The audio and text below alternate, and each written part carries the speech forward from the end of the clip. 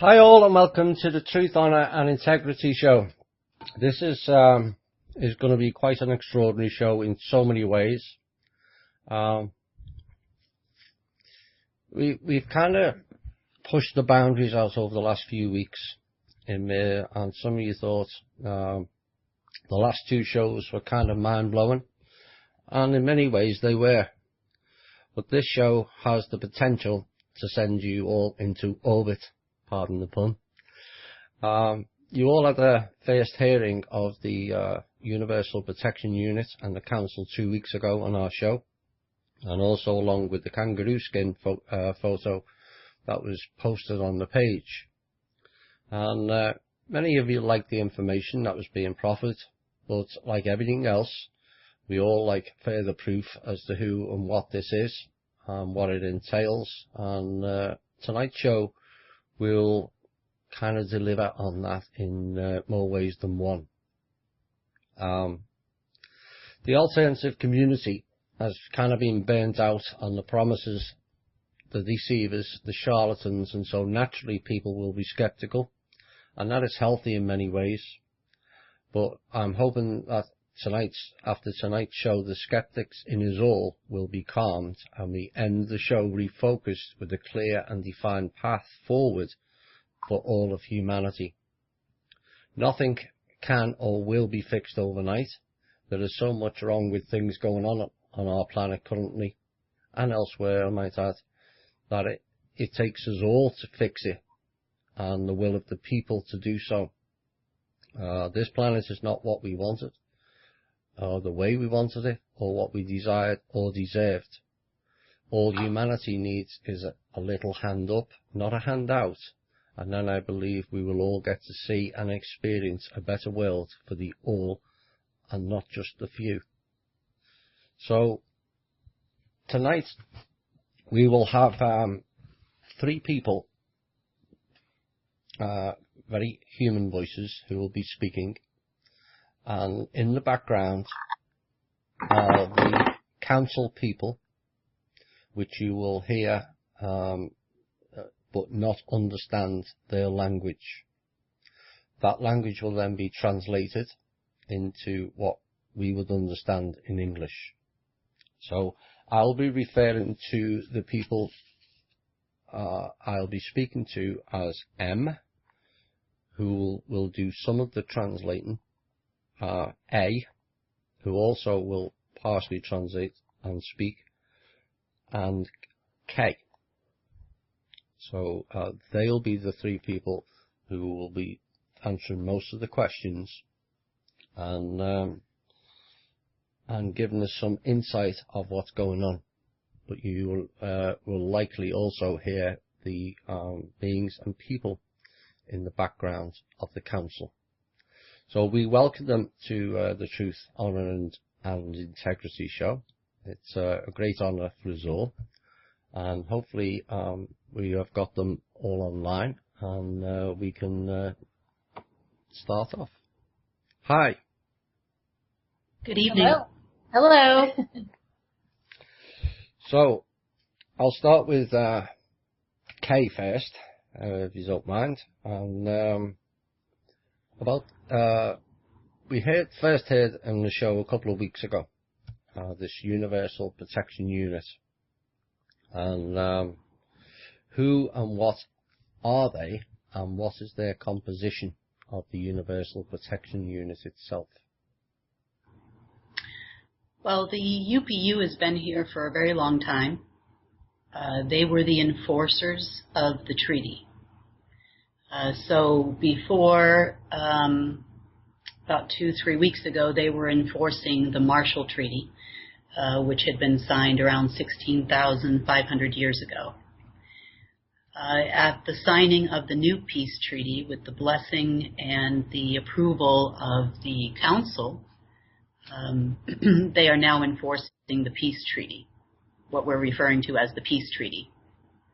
This peace treaty relates to Earth and all its inhabitants, including nature. So that's what the UPU is actually doing at the moment. As part of that, they are doing a lot of cleanup. not only of persons violating the treaty, but they're also doing a bit of cleanup as it relates to our water and our air. That's been the primary focus at the moment so that nature can thrive. They are predominantly made of about 5 different species from different areas of the universe. You have to remember most of the areas of the universe there's a lot of travel that goes on back and forth. So you'll probably find that, I don't know if you want to call it like a pure species. Even humanity is not a pure species. So they do not look like us. There's one group that does look a little bit like we do. But if you saw this party walking down the street, it wouldn't be like something you wouldn't notice. It would look like an anomaly. That's okay. So you mentioned there's like it's made up of 5 or 6 races, and if memory serves me correctly, those names are not familiar to most on the internet. Is that correct in my understanding? No. I'm not a big internet surfer person, but no, I've never seen anything remotely that could be identified by something they would recognize. No. Yes, we've had this before. Names, of course. Shane, we had Shane Naruno, and then he used to get a bit annoyed when he started mentioning names. He says that they don't compare, or they're not comparative to what's out there. And this is kind of the same thing, really. So, what is the general purpose or the directives of the Council? You'd like me to answer the directives of the Council, the Universal Council, or? Yes, whichever person wants to answer, that's fine. I'll let the Council answer that one.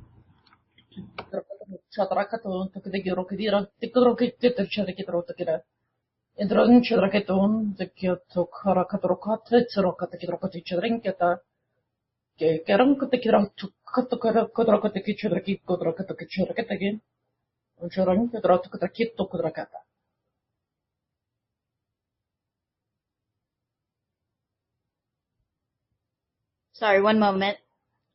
That's okay.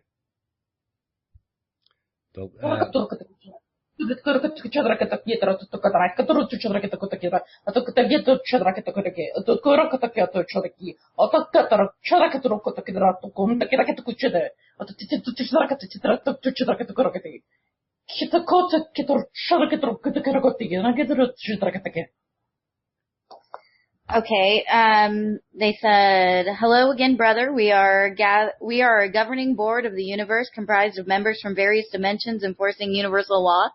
They describe themselves kind of like, so the UPU would be like their enforcement agency, where the council is more of like, maybe like the Supreme Court justices. And they're comprised of members from, various dimensions. They're not all from the same dimension.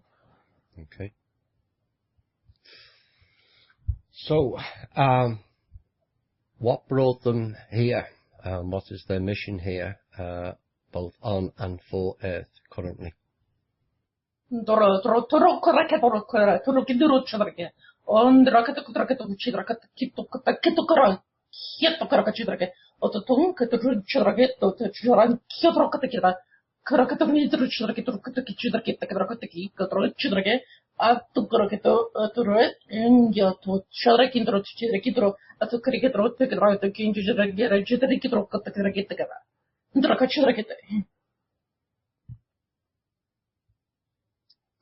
Okay, the Earth is an interesting place that has been governed until recently by the Galactics, and so the Universal stepped in not that long ago, and it had to do with the state of affairs here. There was a negotiation, a treaty to return the planet to its rightful rulers a few years ago, and that didn't happen. And so the Universal Council sat back for a long time. And again, it has to do with the fact that they their sense of time and urgency is a little different than, what we experience here in the linear. And so things were getting a little bit out of control, and we're getting closer to a point of planetary destruction. There are a number of reasons why people are, I always say people, but beings in the universe are interested in this planet. It has to do with the people here. They're interested in our range of human emotions and in the physical experience, but more so, people are interested in the resources that we have on this planet. We actually supply water to other surrounding planets. There are planets they've told me that are like just outside of our photon belt. I don't really even know what that is. That have experienced issues with radiation, who can't grow food. So there are elements here that that most people are most of the off-planet beings are interested in. The Universal Council does, however, support the human life on the planet, whereas a lot of other beings out there could care less whether or not we survive. They're interested in the survival of our host planet. So, yeah, that sounds good. So, may I just add one more thing to that? Yes, go please. ahead. Before, under the old treaty, as it existed, we had basically a dictatorship here in the galaxy. So this has existed a long time. We were not the only planet with life back at this time. So we did have a galactic council, and the galactic council would have been our mediator directly to the Universal Council. So the UPU did exist here as an enforcement unit, basically enforcing the treaty, and they would take direction from the Galactic Council. The Galactic Council, although it was supposed to be a little bit more democratic, where all forms of life of the galaxy were represented, it was not. It was represented predominantly and dominated by the Draco until the Universal Council stepped in. I think, Thomas, I remember listening to one of your shows, and Shane mentioned something about everybody going to court. Yes. So when the Draco went to court, they went to court in front of the Universal Council for violations. And that's when their role was supposed to change. And this is what Megan was talking about when she was talking about the translation of they did step in a couple of years ago. And that was that point when court came in. So I just wanted to give that clarification. We currently do not have a galactic council. We have the three of us. There are others that are kind of stepping in as the liaison for humanity at the moment. There was supposed to be a lot more of us, so right now each one of us wears several hats. So although I am UPU Command, I'm also several other things. Right. Well, that leads nicely into the next question. As has been said, there will be human representatives on the council, and as I understand, this will be a first. Is that the case? And why have humanity not been represented in the past?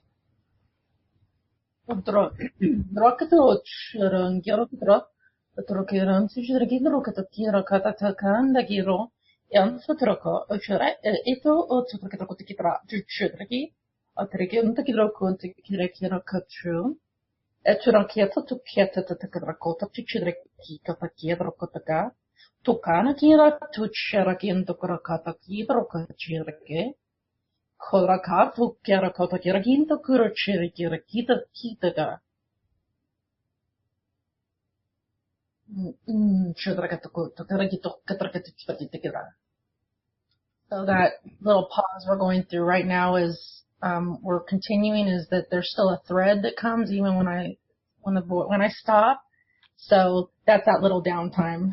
That's okay. In case just so everyone knows. So it continues. Okay, so you as a people agreed to be removed from your divinity when you incarnated on this planet. It's part of the simulation that that we are going through. So you go through this process where you forget, like some refer to this as like the great forgetting. When you come here and you don't remember where you came from or your connection to the universe. It has to do with the duality experiment and free will. So it's not that we've not had contact or representation or a voice with them. It's that we made a choice to sacrifice some of our rights as universal citizens when we incarnated on Earth. So basically, humanity it wasn't forced upon them, as perhaps is suggested by others, that the Draco kind of interfered, and we lost our memory, so to speak. It was a conscious choice, is what you're saying. Is that correct? Yes, it is a conscious choice when you come here to be removed from your memory. It's not enforced by the Draco. It has to do with having a human incarnation, a human experience.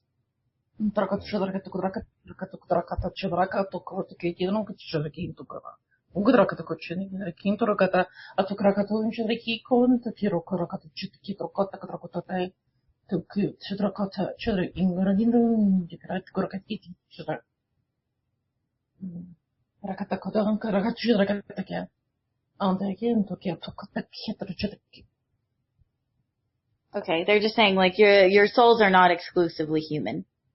Yes, I got that. Right. Where are we going to go next? I presume then the council addresses not just humans and Earth as such. They are universal, or is it like is the council split up in like galaxy sections or solar system sections, or is it all one council, and do they address all the issues in the universe?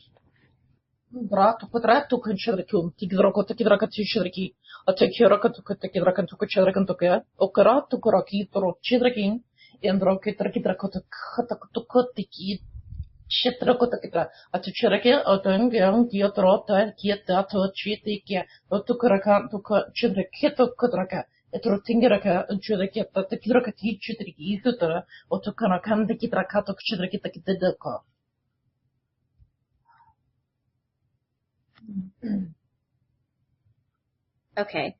There is but one universal council. Each galaxy has its own council with one or two representatives from the universal headquarters that are a liaison between them and in the universal council. Good. Right. It appears from humanity's perspective they haven't had full transparency on any decision making that's gone on. Will that change going forward? And will the council be, or the people that represent the council, be more interactive with the people going forward, and how?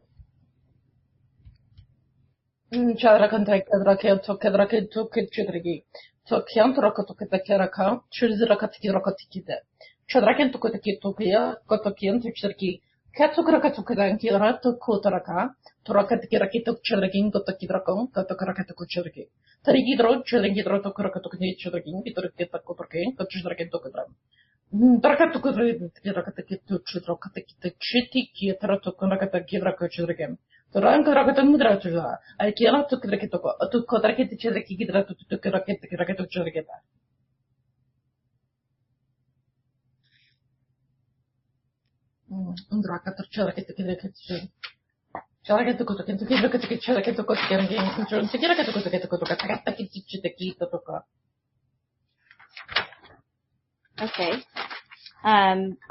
They said, yes, as your planet shifts back to natural law, you assume your rightful position as creator beings.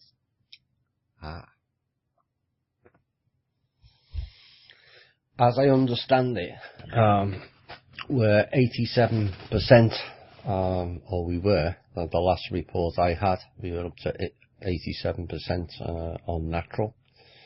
what sort of timescale, Earth timescale, I know it's different out there, are we looking at before it fully returns to the natural? Will the people be able to discern the difference?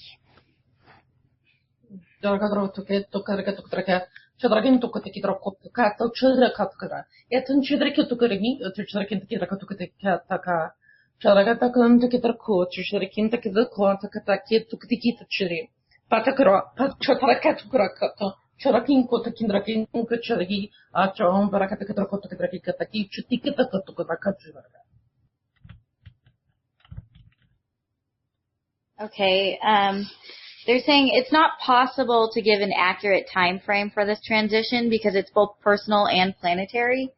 Whereas, some beings are a little bit more progressed and working in the frequency and learning to manipulate and control it and manifest and create things.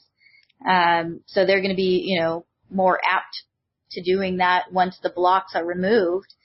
So the planet is going through this, and so are the individuals on the planet. So they can't really give you an accurate time frame, but just let you know that it's moving forward. And if you're in tune, you can feel this. Like some of you might have felt some of this happening, where you're kind of getting like an instant return, an instant manifestation on your thoughts and the things that you're putting out, where it's happening rapidly, and time seems to be less solid.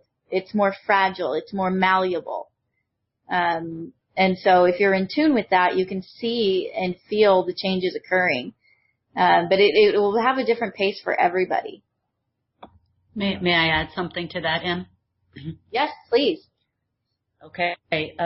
Part of my responsibility is to oversee the AI that is here, that is based here. In cooperation with the main source AI, which is now in the possession of the Universal Council. So we started in, I would say probably about January, February of this year, converting. We were almost at 90% to 97% artificial at that time. Meaning the AI had a lot of influence over our thought patterns, our movements, the planet's movements, the planet's patterns of nature, and over a period of time, as you can see, it's been a few months. We are now at a natural state of somewhere at about 92%. And we've kind of been holding in that position. Eventually, we're going to convert from this system to another system. But for now, we're holding at that percentage.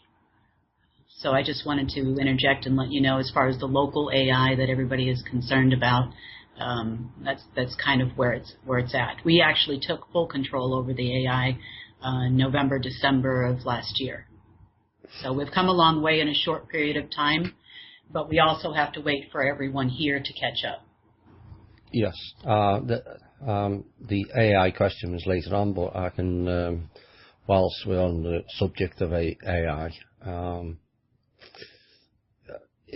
is every system, or does every system, or is it every planet, or every solar system, or every galaxy have an AI, or is it something that's deliberately placed there to control as such? Would you like me to answer part of that? Please. Yeah. Okay. Most planets that have life have some version of an AI. Depending on the situation on that planet in the past, it has been used to control the planet. It is so strong that it can actually create a pole shift or draw in another planet that may be close enough within the orbit. It can use magnetic fields to create all kinds of unnatural disasters. And depending on who was in control of the local AI, which happened to be the Galactic Council, which predominantly was the Draco, until the end of last year. You can kind of see how it was used in the past and how things have been changing rapidly over the last 7 or 8 months. But it did control an awful lot. Everything from brainwaves to the financial system to intelligence agency systems. It had a hand in almost any base binary system on planet Earth, to include but not limited to your cell phone, your Skype. It would retain and map information to give probable outcomes of attack for the Draco. And this is kind of how it worked for a very long period of time. Now that is no longer the case here. It is 90% of its capacity is no longer being used. It is used in some protection cases. And of course, the backside financial system is also contained in here, the base collateral. So that being said, it is being used for that purpose, to make transfers until we can have a system that is uncorrupted, normal banking system. Is the AI itself, if the people retained or regained their memory, particularly the humans here, and realize who and what they are, is AI actually necessary if they are able to create and manifest as such? No. Right now, the way it is being used, in technical terms, it's called a mapping system. What it's doing, it's collecting data, and it reports that data back to the source AI. So it's no longer interfering with the development of humanity in any way, shape, or form. And the AI will not interfere with that progress. The Universal Council would soon have shut it down before they allowed that to continue. And it has been predominantly shut down. So right now it's a data collecting machine in combination with holding some, the back collateral based system for the financial system. What I think you call collateral accounts or global accounts, or I've heard that term before. Yes. So, seeing as you've mentioned them, do they actually exist? I think we've heard that much about it, that many promises from so many different people. Does it actually exist? Yes, they do exist. The base collateral is a compilation of assets from all over the planet, which had been, I guess, what you would call predominantly the spoils of war or coercion. There were some odd in the past. There were some odd 173 nations with several bunkers in each nation, which consisted of base metals such as platinum, gold, diamonds, rhodium, and a number of other precious metals, along with a lot of artifacts were held in some of these bunkers. The UPU over the last 2 or 3 years has moved a lot of what was in the old bunkers into a safe location in which they monitor and protect. And it will remain there until it is safe for that to be moved back to its respective locations. As far as the actual cash aspect, there are over 45,000 accounts. Each account has been tied to a different area of the world. Obviously, some have more than others. For example, in the past, England had a lot. Obviously, the United States has a lot of USD, as it was used as a predominant trading currency. But there are many other currencies held within the system as well. And this is the base collateral for the financial system, which used to be under full control of the Draco. And then many, many layers down, you have your public names that you see a lot, like Rothschild, Rockefeller, and such. But the Draco had control even over all of their money, as they had control over the AI. Right. Talking about will the council have they been involved, and will they be involved in removing any negative beings or the people we know as the cabal on the surface and below, now or in the future?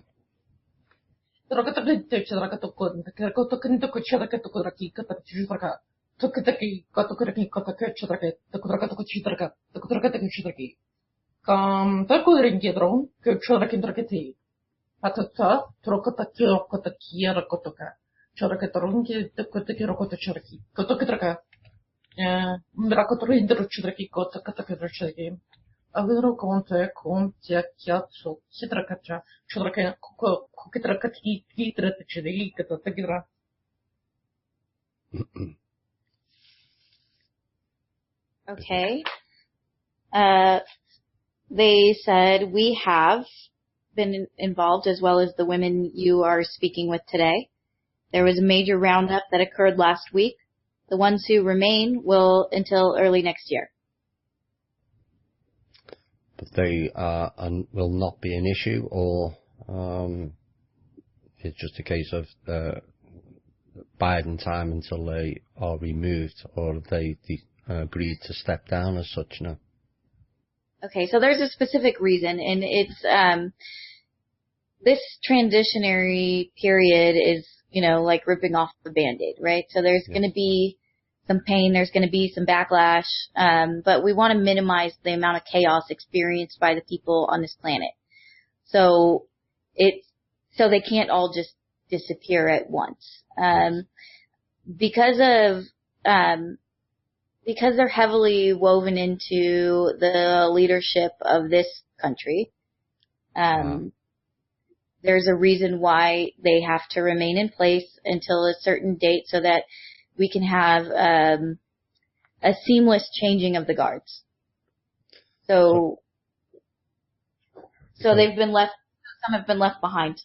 So it's what I'm getting is these are kind of like intertwined with some of the leaders or known people in the United States, like almost like a walk-in. Is that how you would describe it? It's some.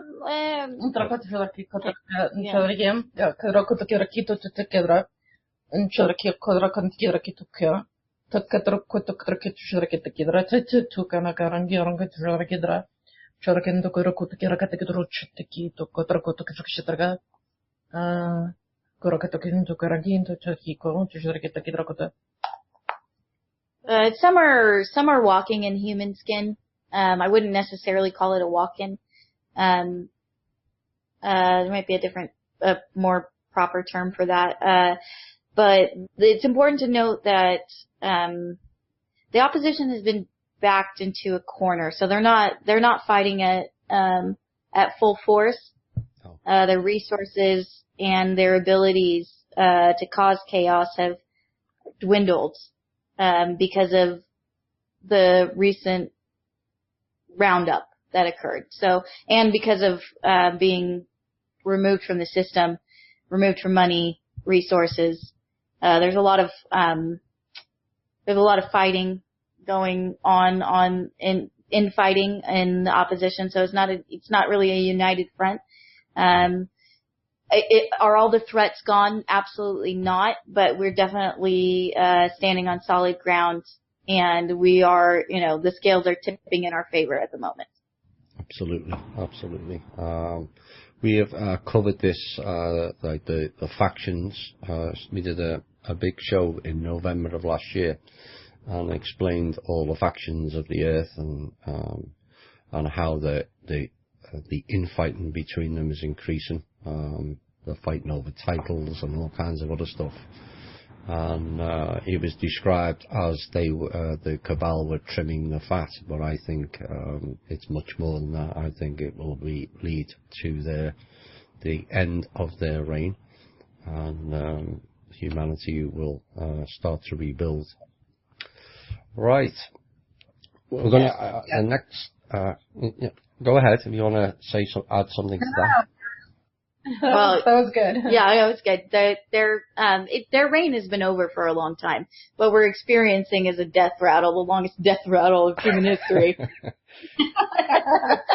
They refuse to let go. So, but the scales have been tipped in our favor for quite some time. And 99% of that is my day for the last since 2012. Yeah. So I can personally attest to the fact that is definitely the case. I have actually tried to negotiate with a number of these people and semi-people. There's absolutely they're almost like in a drone state. You know, they start to realize what you're saying may be true, but then within minutes they go right back to their old mentality. Yes, to answer your question, the financial system is under the protection of the UPU currently. So if anybody makes an attempt to make a transfer that is unauthorized on behalf of the cabal, Chinese elders or European elders or the divine, or other names they call themselves, Dragon groups. That dragon families. The reason why they're called the dragon families, if you've ever seen a Draco, that would probably, be your category of dragon if you were to see it in your head. That is the reason they're called dragon families. I have yet to actually convert any member of any of these groups to our side. However, we have had some successes in what I call the worker groups. So the decision-making section of the dragon families, no, definitely not. Different groups that may have worked for them in the past, names like the Jesuits or people from the Vatican or people from the intelligence agencies or different areas of the world, absolutely. They all know something is wrong, and they're trying to find a way to work for humanity and for themselves and for the planet. So not all, but a significant amount have joined with us as best as they can without endangering themselves or their families. Now with the UPU's protection under the peace treaty for the last few weeks, we're seeing a lot more. So it is a positive movement. Yes. I just wanted to clarify that issue. Right, then I'm going to go into the next part, which is the treaty itself and the conditions before, during, and after. So the first part is, if it can be answered, what were the conditions on Earth preceding the treaty, and was it harmonious?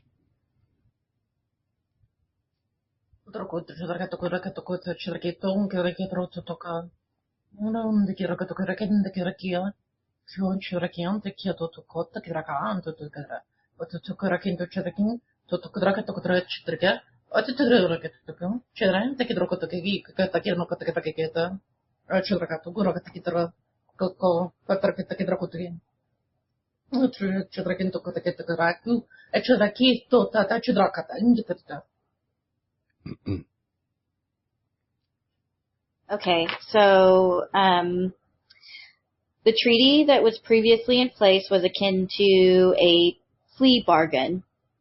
The state of this planet was in disarray, and we agreed to go into this simulation as a population on the planet in order to get back to our rightful place in the universe, in the correct dimension.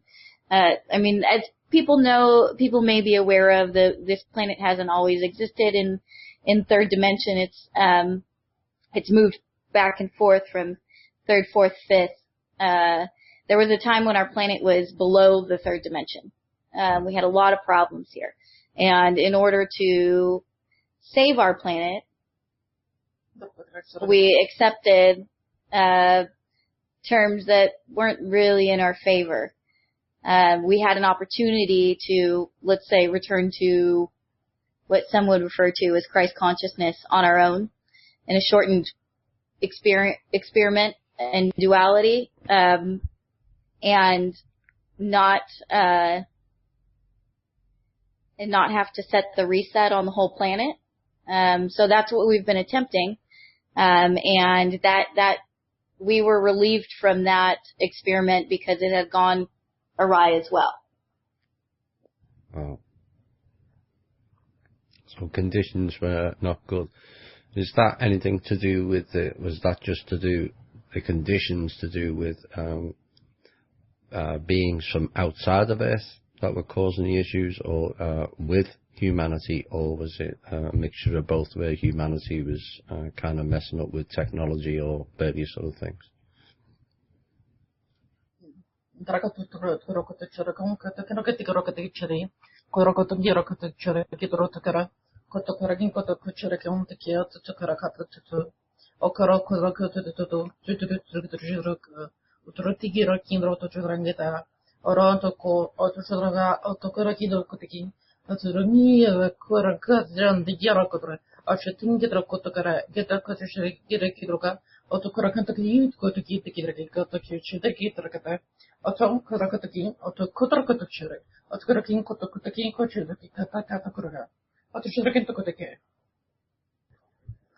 Okay.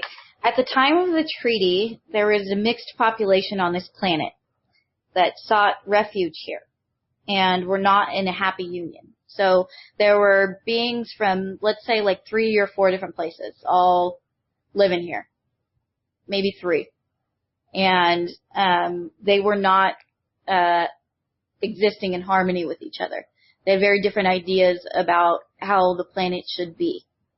And it was the fighting between them that caused the problem, where the original treaty was proposed.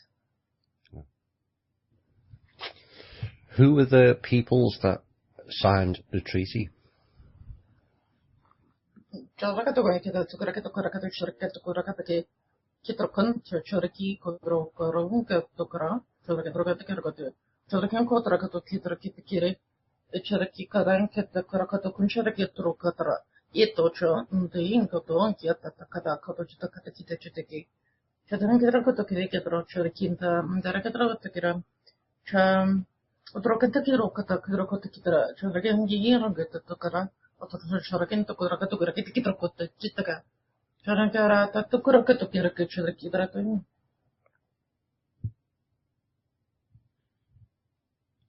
Okay, there were representatives from each of the groups living on the surface and below.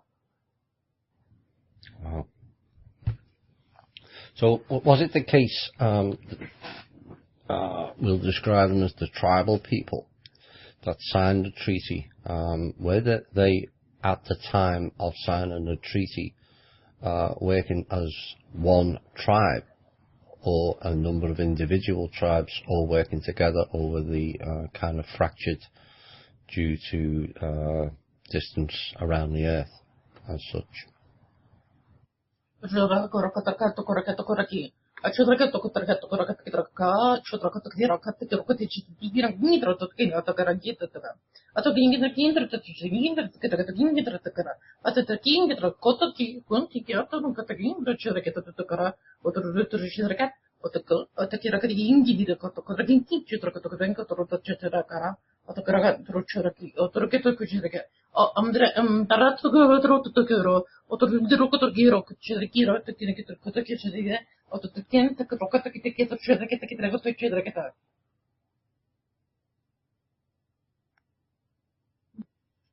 Okay. There were multiple tribes that operated autonomously from one another, but a rich oral history allowed them to hold on to their roots. So there were tribes spread throughout the earth that didn't, they weren't operating as one unit. However, their oral tradition and their history, they knew that they all originally came from one place. So they all, were centered in one location on the planet and heading headed out in different directions from that location. But because they had the tradition of, telling their story through generation and generation, they all were aware of their history on this planet where they came from. Right, there was a picture sent to myself, which I posted to the group, and it was a kangaroo skin. What is the significance of it, and can you tell us any details about it?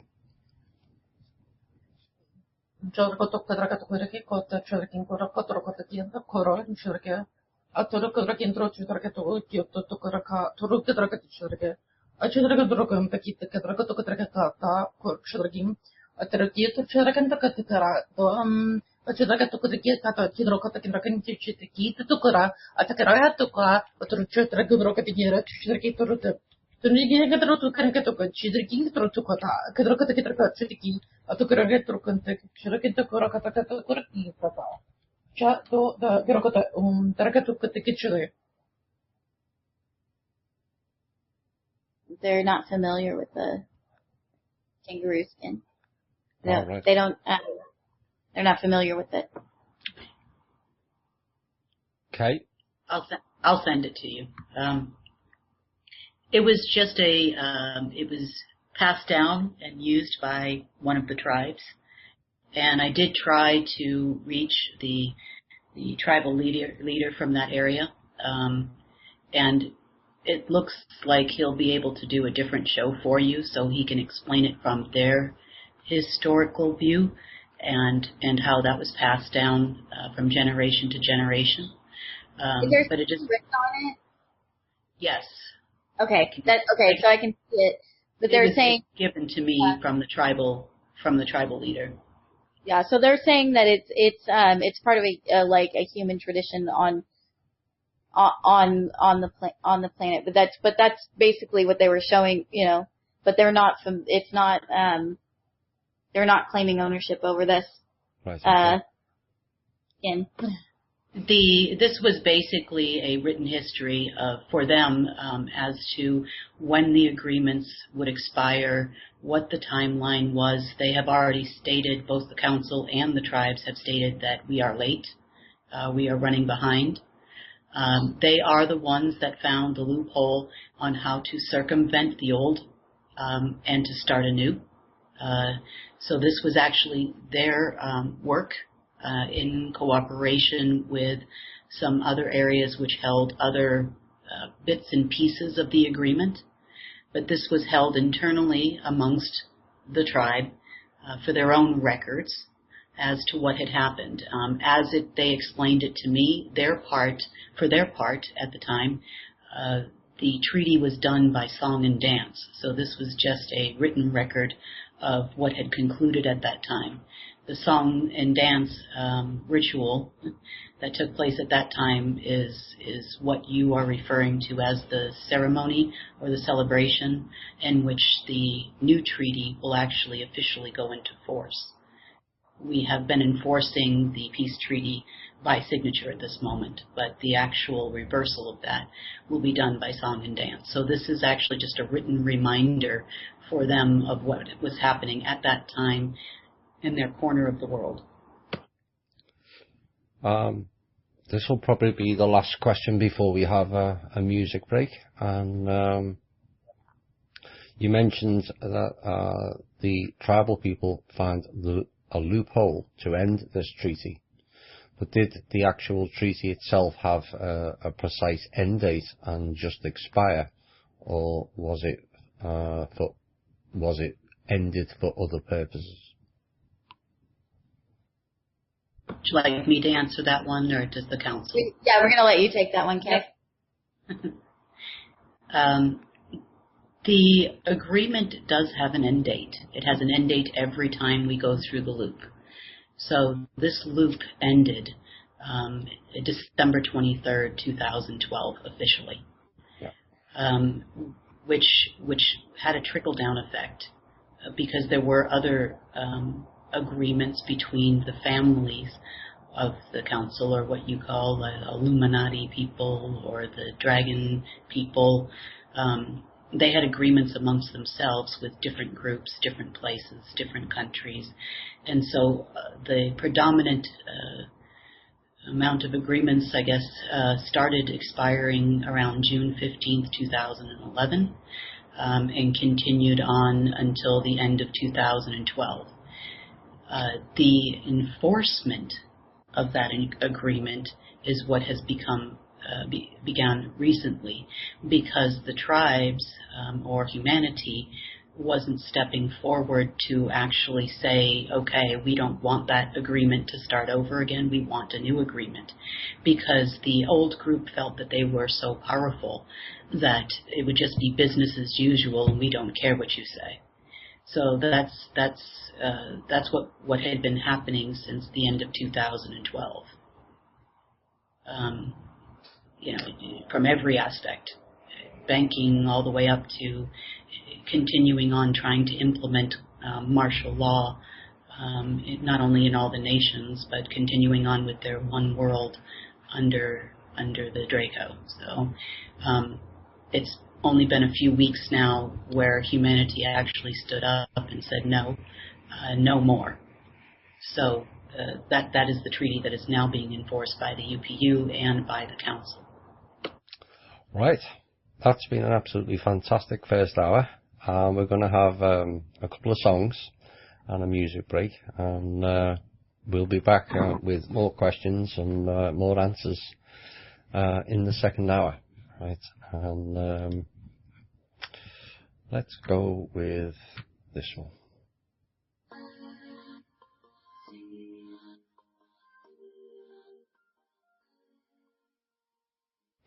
Hi all, and welcome back to the second hour this evening of the Truth, Honour and Integrity Show.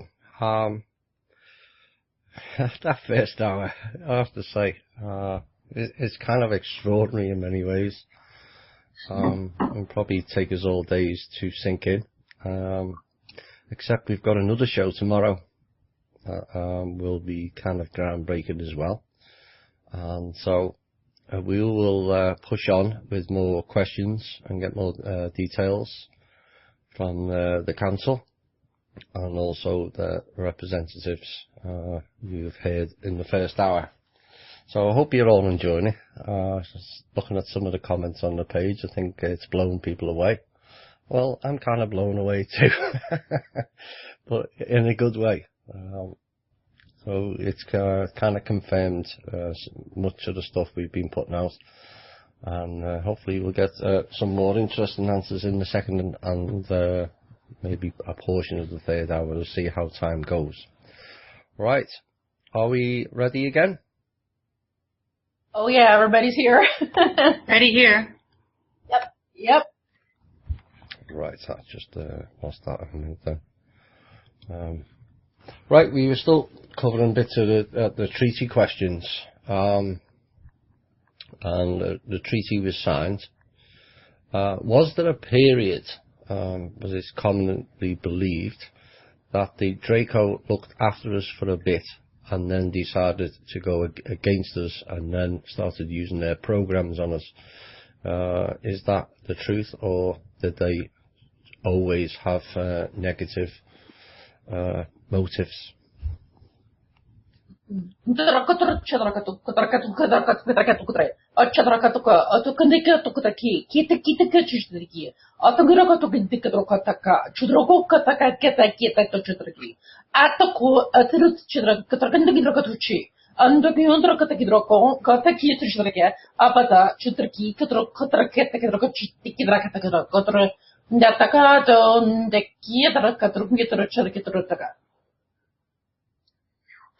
So they're saying, you have to understand they've never valued your lives. Like, in their minds, we're not equal to them. We're like, might as well be a chicken, or an ant.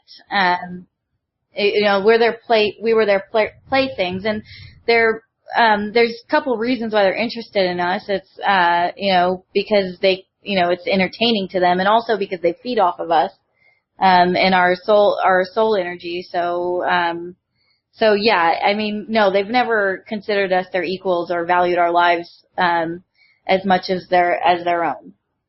Right. Okay. Also, in my experience with negotiating with the few who took it upon themselves to be in charge, they've said things like they have no regard for humans. They don't need humans' input. They seem to. One thing they always seem to be doing, which I found quite interesting, they seem to be wanting to harness, create, or recreate what I call the fifth element, or the God particle, or the source of energy, source of life of all of the universe. They seem to be wanting to somehow take control over this, which is something they have not been able to do anywhere, let alone here. We seem to be a great source of that here on this planet. Perhaps that is the reason for their somewhat jealousy and for them being here or trying to take so much control. Maybe the council has a little more insight in that, but that is definitely the crutch of almost all of their experiments, at least in my experience.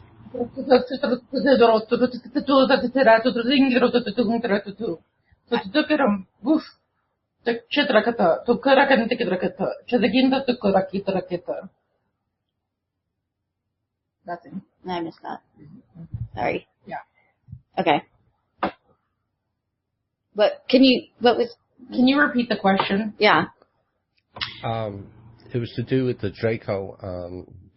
Have they always treated humanity bad? Yeah, we did that. Yeah. It was based on things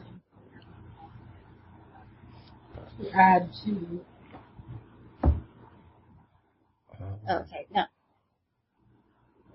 Yeah, it's kind of my understanding with the Draco as well. No, to be fair, not all Draco are bad people. Just like not all white people are bad people, or all black people are not bad people. You can't say humanity is all good or all bad. There are many others that are not here. We just happen to end up with, I don't know if you want to say a specific personality type. There are some here that don't feel that way, that have come and gone throughout time.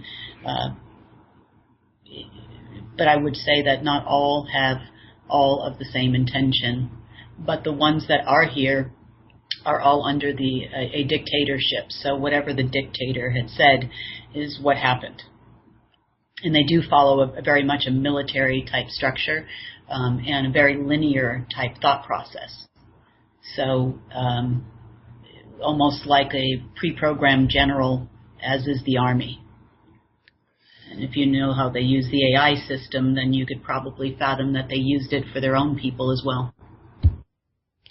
Yeah, my path to the Draco, I was asked to do a range of questions that were going to go back to the king of their home world, and a meeting was arranged, and certain questions were relayed at the time.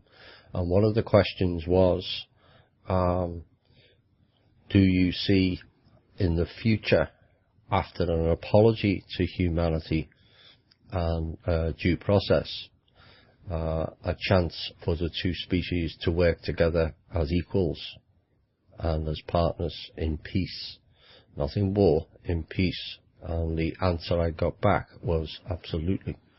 So I don't know whether that's a change of directive, or whether the council would agree with that, or whether it's just false promises again. I'm hoping it's not, but hopefully the council will be able to chime in on that.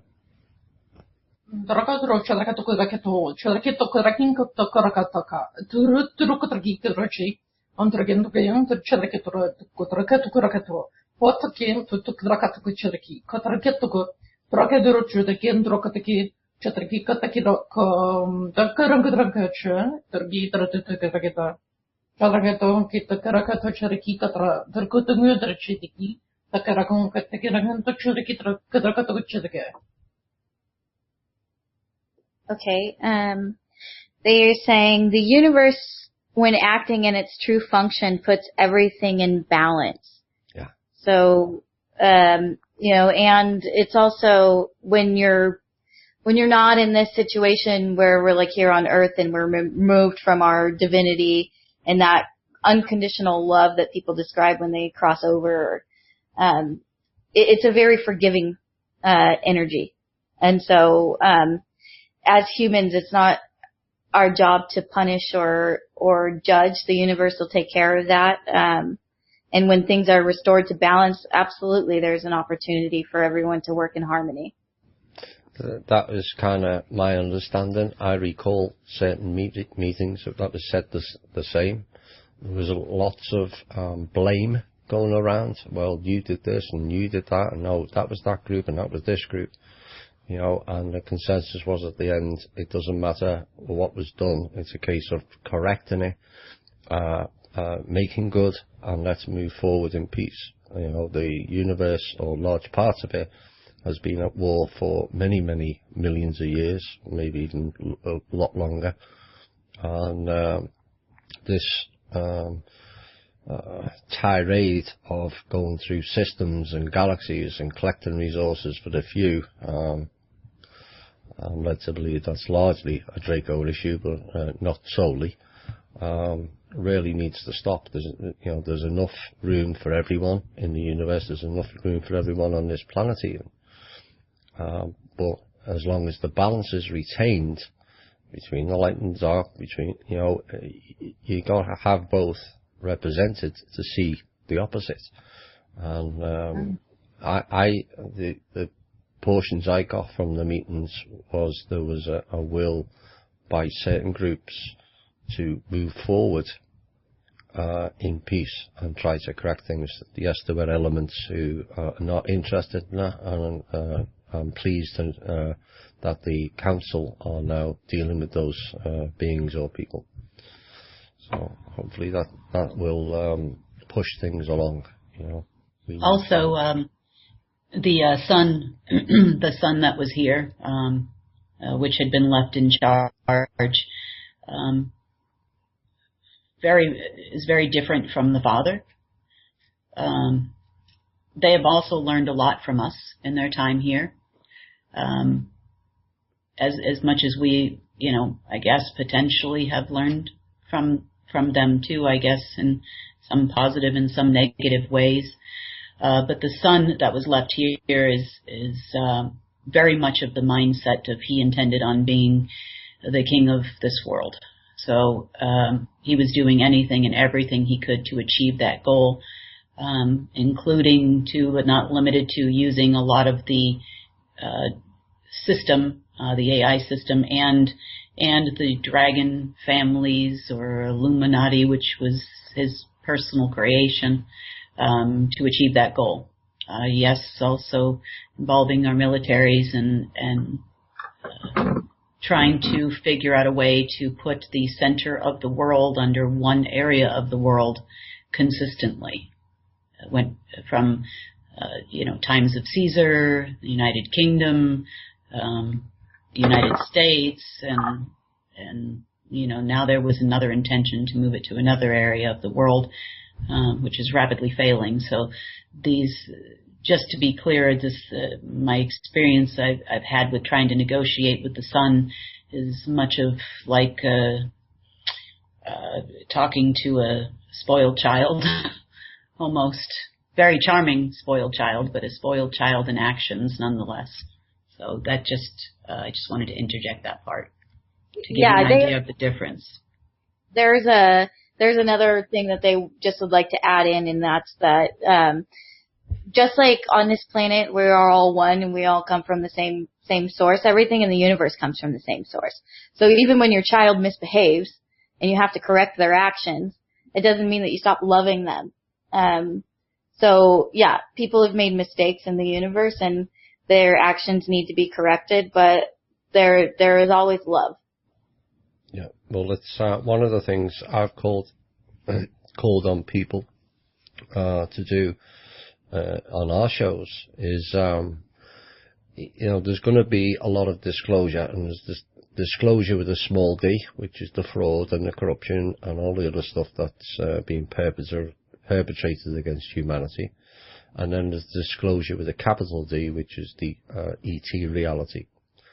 Now, a lot of the things that are taking place against us, what I would like to see is with disclosure comes disclaimer, and we all move on. I would hate to see humanity descend into a raft of and plethora of lawsuits, class action lawsuits for this crime or this crime and that crime and that crime, when we could be our time could be better spent improving the planet, improving our lives, and improving everyone. So that's something I would like to see implemented. With disclosure comes disclaimer. Like you say, we've all made mistakes in life, and it's time to move on. It's bad what's happened, and no one's making light of that. But I don't see the point or the purpose of going through the law to achieve some sort of compensation which never pays back in reality of what took place anyway. Mm-hmm. Right. Yeah. I think we can all agree. We have a lot of work to do. We have a very small percentage of our land mass which is actually developed, and what actually is developed is not necessarily in accordance with nature. So, I would hope, at least it is our intention, to build the planet properly in accordance with nature so that both can flourish in harmony. That is going to take an enormous amount of work on behalf of ourselves, yourselves, and all those listening and all those not listening to actually make that happen, and to understand there's a different way to move forward. We were all hurt, yes. All of us.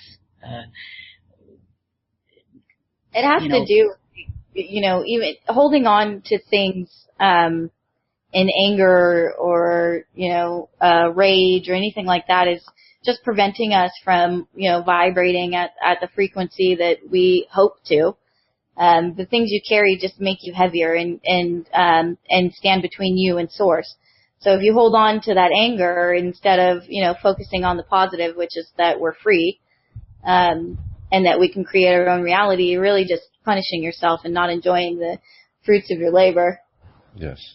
We've covered this on our show many times. We started it roughly 2 years back. We did a range of documents with my partner, Chloe, called The Shadow Side, dealing with your shadow side, letting go of anger and trauma, and trying to release it and move on. That way, as you said, you become lighter, and you are more able to access the beneficial frequencies required to make the transition. Yeah. When we're out of the illusion of lack and into the mindset of abundance, we have a much more pleasurable experience anywhere in the universe. Good.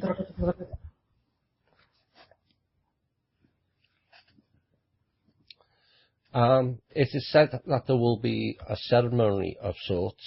Are there any dates for that, and who will be represented at the ceremony?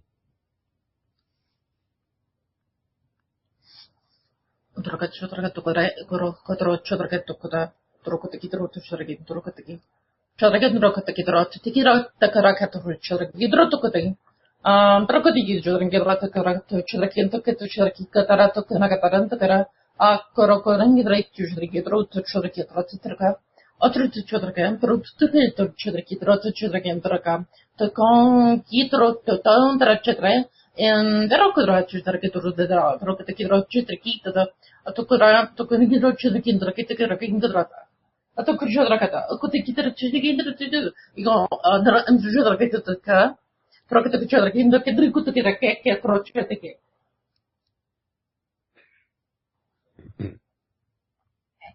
We'd like to refrain from offering specific dates because we are at the mercy of free will. What we will say is there will be a point where things have shifted, where there is cause for celebration, that there's a distinct end and beginning of something. I mean, it's a transition, yeah, but there will be a specific turning point. But they don't want to offer a date. That's okay. They're you're dealing with free will. So there are a lot of moving parts in this revolution, and we have an approximate timeline that we're working within, but things change, and there are always unforeseen things, and people on the ground are dealing with ego. They're dealing with their free will and manipulation from others who don't want them to complete their mission. So. And also it sets up things for disappointment. And a lot of us are waiting. And so you get the feeling of, is this ever going to happen? So yeah, we want to alleviate the potentiality of feeling any more let down. It's time for celebration, and it is coming soon. Yeah. Do you think there's a possibility it will be televised globally?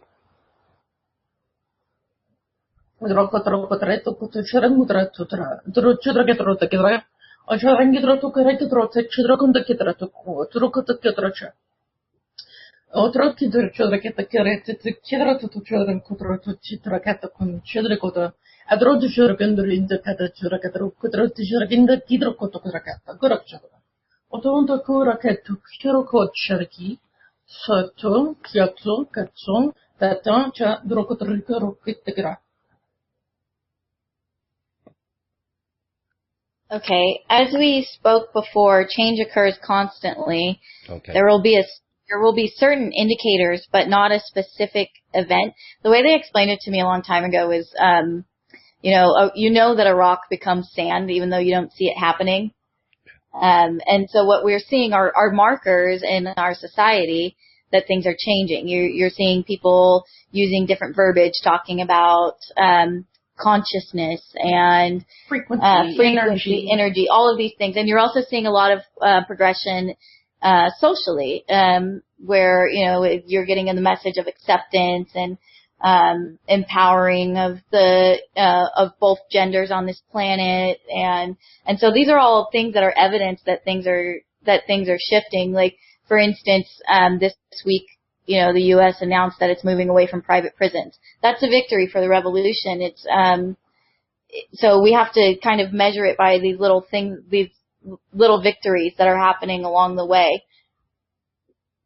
Yeah. And it's always about paying attention and the increased awareness. So as the veils are lifted, as the people awaken, then they are going to come into a reality where they actually see more of what's happening. So as the energies are shuttled into the planet, there's just you're just seeing more all over the place. So I'm noticing it just within conversations of people who speak to me who've never said the things that they're saying. So those are the markers, little by little.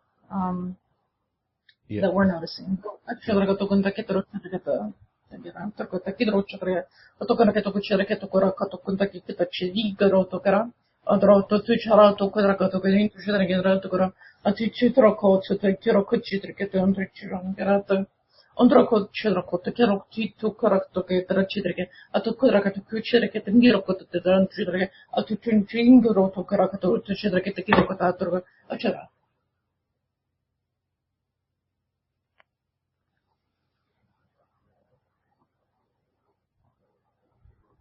Okay, they said you will continue to see a progression, though things have been known to change overnight. By that, they're referring to these reality shifts, the change in the fabric of the universe, the change in our reality. So it could be a situation where you wake up one day and the reality that we're living in no longer exists. It's just a new reality, and you accept that as your reality. I see. Like let's say, for instance, like the Mandela effect. Yes, there's many people being noticing time shifts and things completely out of place.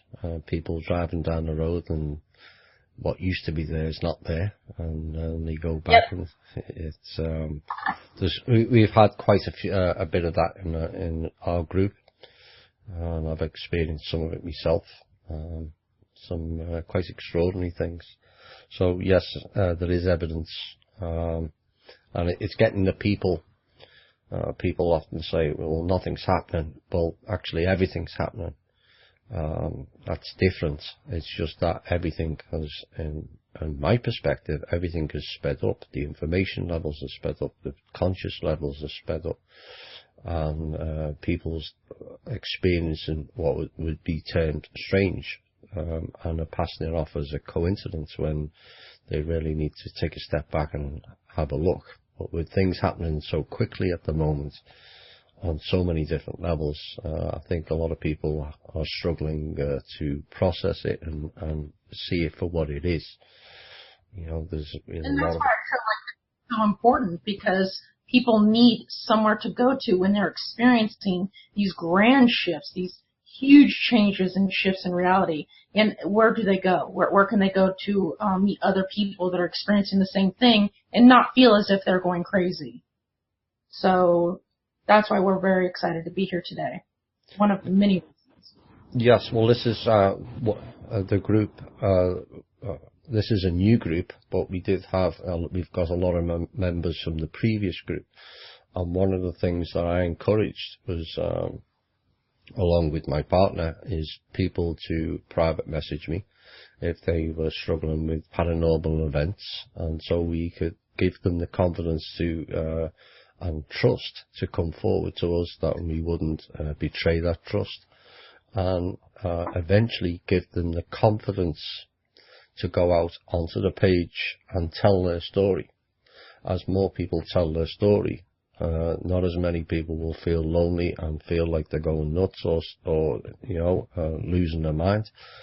And so this is kind of the hidden work of our particular group and the previous group we were attached to. And a lot of people are experiencing these things and are now have gained the trust within the group and within themselves, which is more important, to now relay their story to people and without fear of being ridiculed and so that's the work we're doing with our group, and everyone's supporting each other, and hopefully once we get the foundation up and running, we can expand that out into the rest of America, which will be good, getting the people all working together again. Absolutely. Once a few things are in place, I know that the two of us sitting here are going to be coming front and center. Absolutely. With many things. But yes, it is important to step forward, to step outside of fear on every level at all times. Mm-hmm. And when you're able to do that, then you can come forward and not have to private message anymore. And, because no matter what you say anyway, someone will say something regardless. So, yes, so as we merge together, we find each other, we empower each other, and then we step forward together. And that's my intention. Yeah. Our intention. I used to make a joke about it like 5 years ago that I was coming out of the spiritual closet. I was just going to start talking about weird stuff and I didn't care. Yeah, so it is weird, but it's not. We're multidimensional beings, and we're all here, and we're here to set it off. We're doing this. So,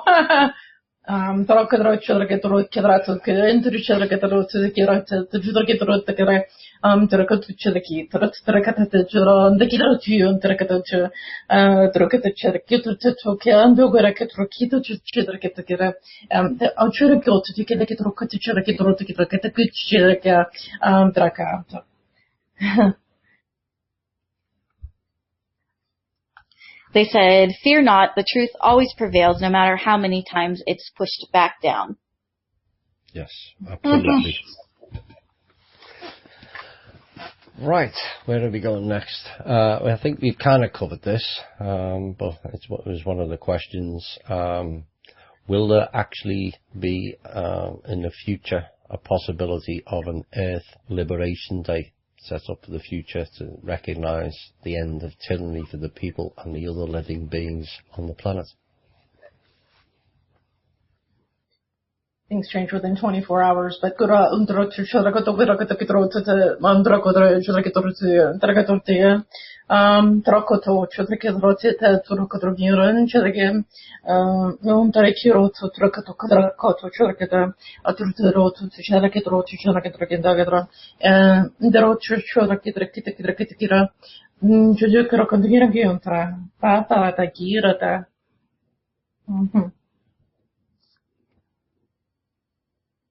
They said, we don't have a date in mind.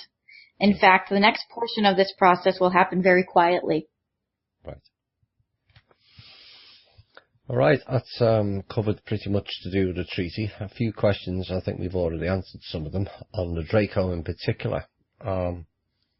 Were they actually here on this planet before humanity as such?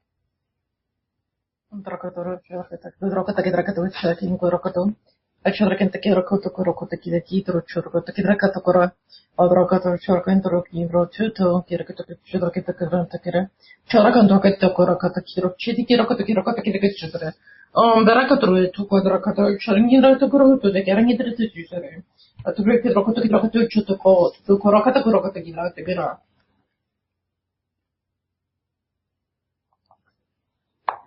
Okay, the Draco made their first appearance here in the time of Lumeria. They've been on and off planet for most of that time. For most of the time in between. Right, okay. Is it the case one of them returns every 7 years, or is that another myth? Kora koto kiro to don giron the giring around the gira atorogen the ringa to giranga to gironga the ginga the jirage at the king to roto to chorakatongi gingira to the shagranga to girata and the conta dingira conta the atokon to kirokota.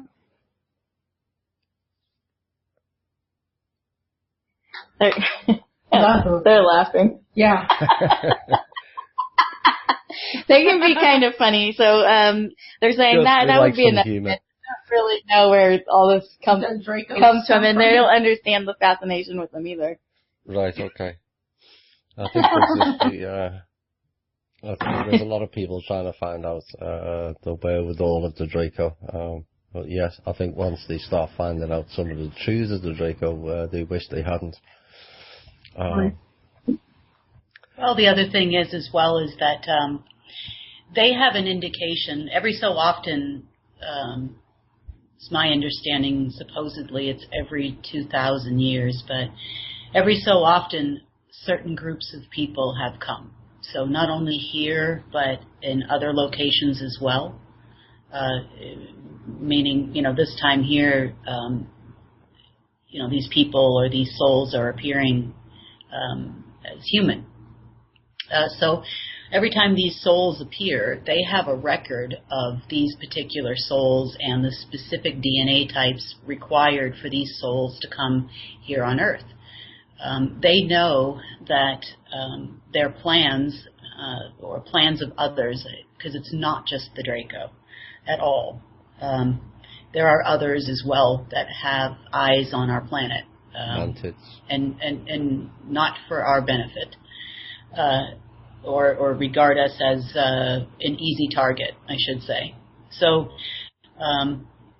every time these particular souls appear, everything that they're doing is disrupted.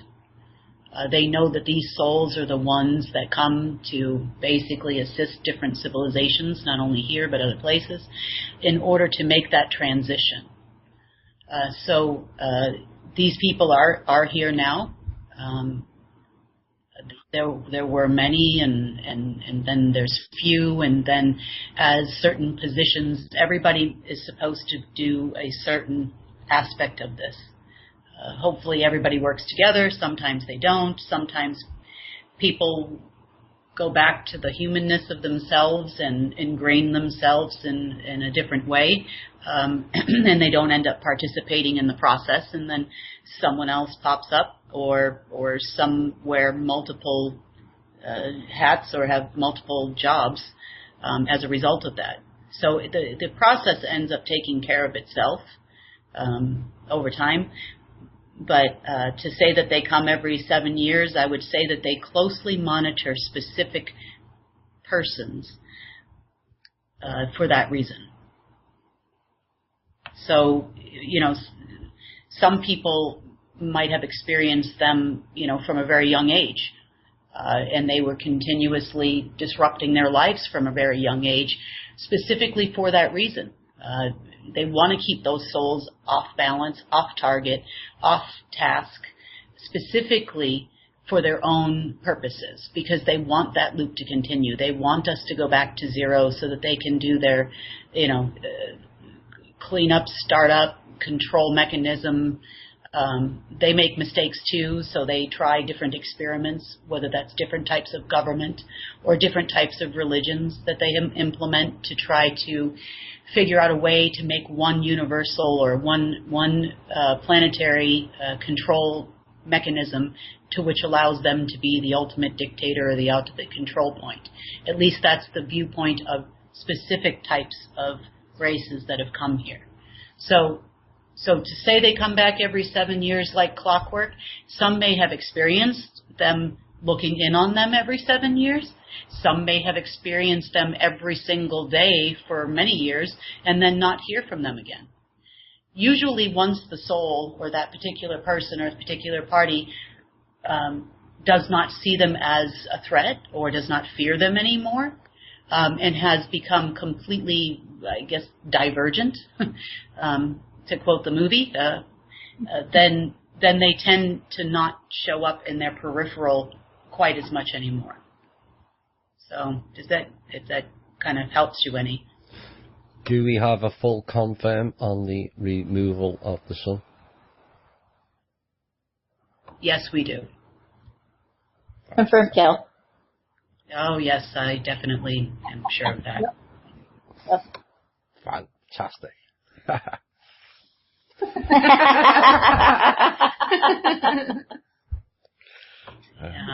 He was warned. That was, well, yeah, we were all there for the entire operation.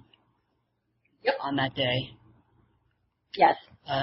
There were a total of about 150 on that day, confirmed kills, which is a word I hate, and in regards to humanity or any species for that matter. But yes, it was by order of the council, and it had to be done. Right. Okay. Change, or hopefully it's a change. This is for the benefit of some of the listeners. Who and what were the Lemurians, and who and what were the Atlanteans? Oh, I can answer that one. Yeah.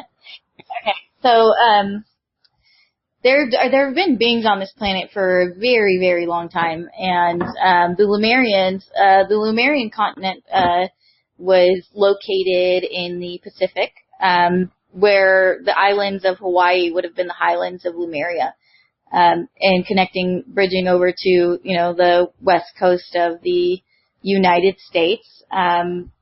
They were a group of people existing in harmony on this planet. I guess not people, they're not exactly human. Some of them were very tall beings. Some of them still exist on this planet, and so they inhabited that region of the world before the polar shift that sunk their continent when Atlantis popped up. A lot of Lemurians migrated over to Atlantis before the sinking of the continent. Some migrated to the underground network. They took up residence in the city of Telos, which is part of the Agartha network, that you would find entry in Mount Shasta. and the rest migrated over to Atlantis, which popped up over in the Atlantic Ocean, where, a portion of that would be where the Bermuda Triangle now exists. They're actually they've been finding ruins of Atlantis, which they've never found before. And this has something to do with the fact that our planet's now like vibrating at a higher frequency, so we're moving up into a dimension where those things can be seen.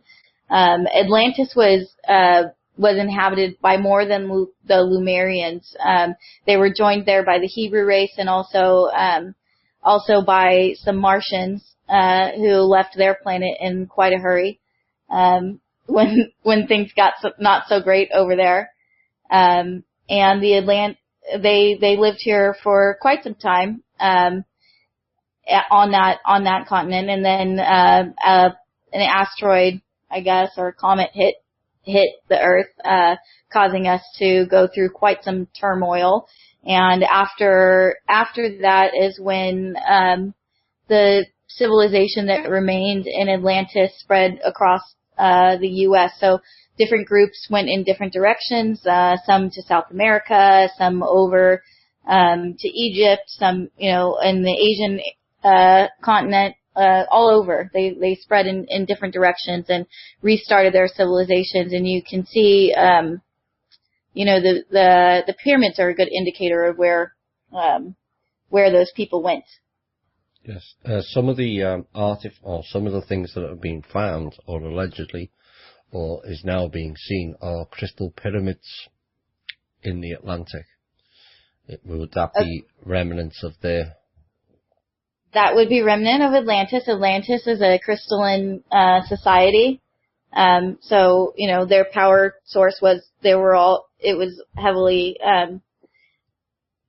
used, crystals were heavily used in their society, and they provided all of the energy for them. Right. Let's see where we are for time. At that point in time also, like the tribes had mentioned, that the reuniting of Father, which is what we call Source or Source Energy, with Mother or Mother Earth, comes in as well, because that is the reason for all of the crystals, because they were the pyramids as well. They were all designed as conductors for Source or Source Energy, or what they're calling the Father. So we had a lot more source energy present here at that time than we do have had for the last several thousand years. So I just wanted to. The reason for the crystals was for that reason. Everything functioned a lot differently, and you'll find that now that is being restored as well. Started about a few weeks ago. So we should see those changes coming, and new uses for the crystals, and why some people feel something from them and some people don't or hadn't, and they may feel a little bit different now than they did prior to all of the changes. All right, we're going to go some general questions now, and get rid of some of the myths and legends, and bring some clarity to some things, which would be good. The first one, don't laugh, well, I hope not anyway. Is the Earth flat, or is it round with a little bit chubby in the middle? They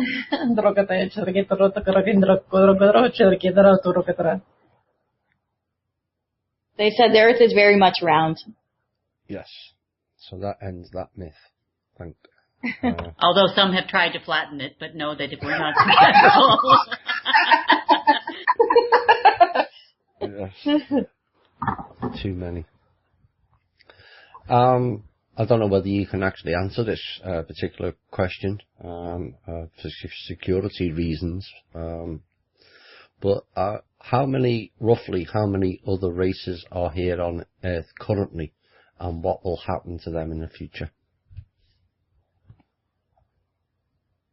Karakoto chudrakata karakatruka churgin. Karakato rinketro to karakatruko. Chudrakon drakatara. Yarakadrogan. Chudrakato kirakatiro churgin to karakatan. Karakatro to chudrakatiro kotakara to chudrakatro oparokarangitra. Chudrakotikaran. Kirokatra to kurigidro to trokon drakatara.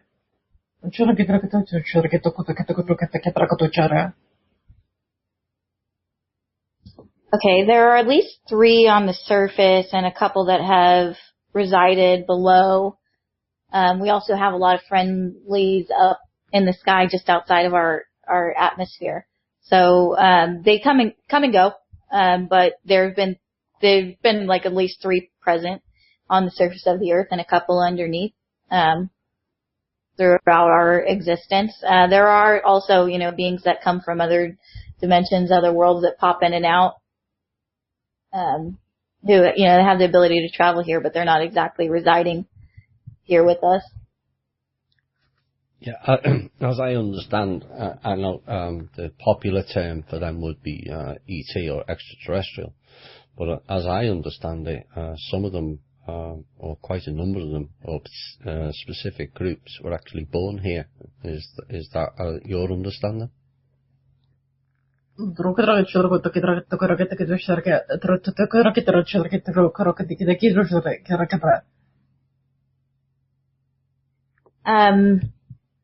kind of saying, like, there's not really any race, even human, that were born to, what we've evolved into as humans because of all the, seeding from other races that have come here. The human in its form has never existed anywhere else. But nobody is really native to this planet. There were people here, there were beings here before the Lemurians even, and a lot of the Lemurian population was made up from refugees from the planet Maldek that exploded. So we've always had a kind of combined population here. Well, and by the same token, we were born here, meaning most of the people on the phone were born here. So, I guess, they didn't, the ones that are here most of the time, I'm sure that they continue to, exist as a race. So when we say that they were born here, it doesn't mean the race was birthed out of Earth. It just means that they probably have continued to breed also in their way, and so some were born here. Doesn't mean they look like us, but they were born here as well. So this is as much their home as it is ours. Yeah, and the other beings that live on this planet have a much longer lifespan than humans. So there are not as many births from them as there are, human. Is it correct that the original human life form on a 3D planet was 900 to 1500 years?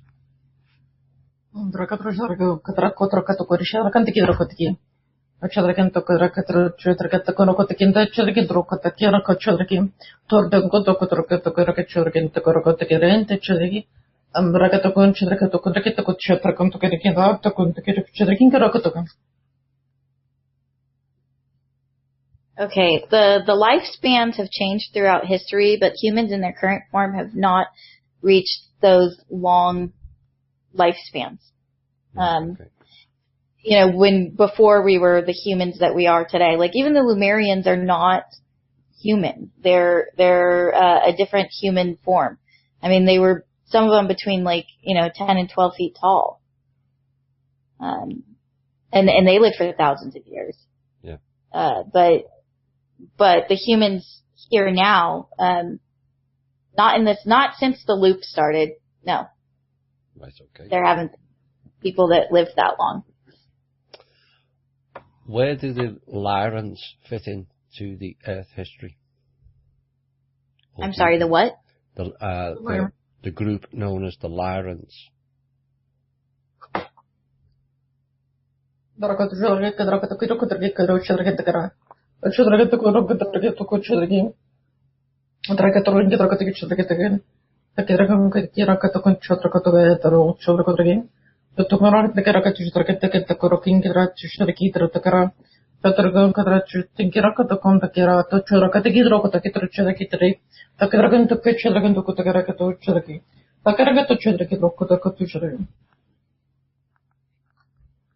Serious A or B, Lyrans or Lyrians?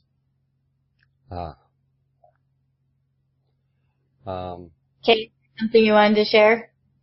Right. No, I was just I was just kind of assisting with the translation. Well, I don't think it was real clear to the council what the question was. No. They said I mean, that's a term we haven't heard for quite some time. Is what they said, but they didn't finish their thought.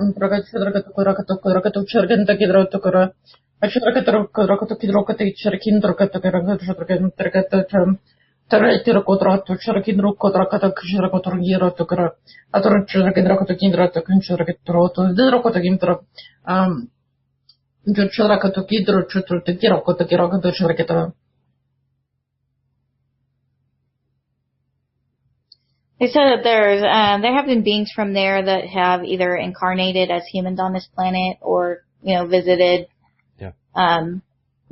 here and have, affected our history. That they didn't really elaborate on them. That's fine. Right, well, we're at the top of the second hour. We're going to have another music break, and then we'll be coming back for some more questions if you still have the time. Okay. Sure do. Let me see. Sounds good. Let's go with this one. Only time. Hi all, and welcome back to the final hour of the Truth, Honour and Integrity show.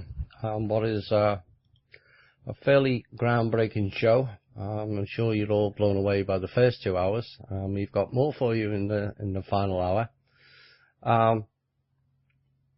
I think it'll take a while, and I know one or two, particularly one of our admins, will be replaying this all next week. So I don't know, I'm going to get bombarded with questions, so we may do a show tomorrow, but we'll wait and see on that. We need a few more confirms on certain things. Right, are we ready with the some more questions, and we'll see if we can rapid fire some of these and see where we go with it. Where are we? You mentioned Maldek just before the last hour, or before the music break. Some of us will call that Tiamat. Why is there a difference in name? And if so, what can you tell us about that particular planet or the incident leading up to its destruction? Okay, so Valdak is just the first name that it was introduced to me as. Yeah. I don't suppose it matters what you call it. It was a planet similar to ours in our solar system. It was another planet that had an AI system that ran most of it. The people there had a very easy life. It was mostly automated, mechanized. There wasn't a lot of work going on. There was a small group of people there that became interested in power and had very logic-dominated brains.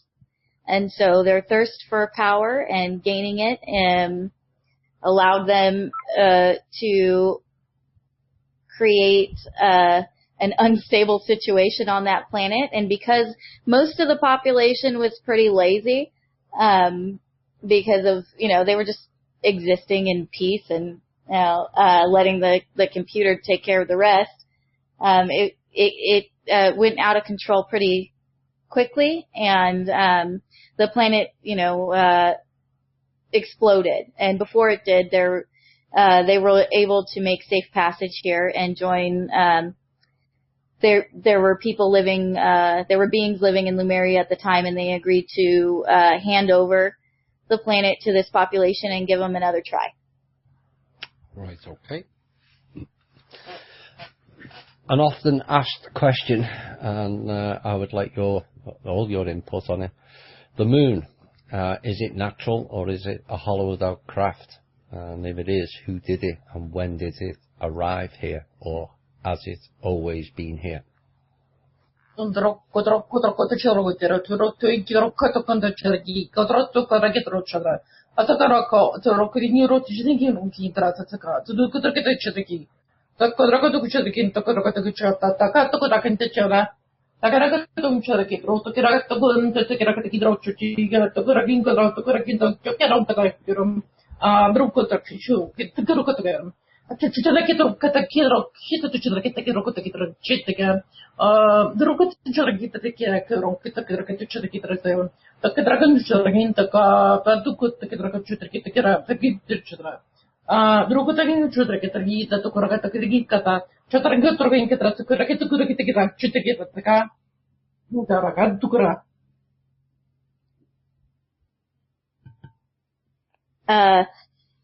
So, per the council, the moon is natural and has been here as long as life has.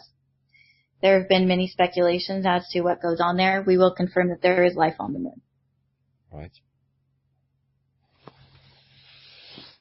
Is it an issue, the life on the moon? Or has that been dealt with? Or has it always been neutral?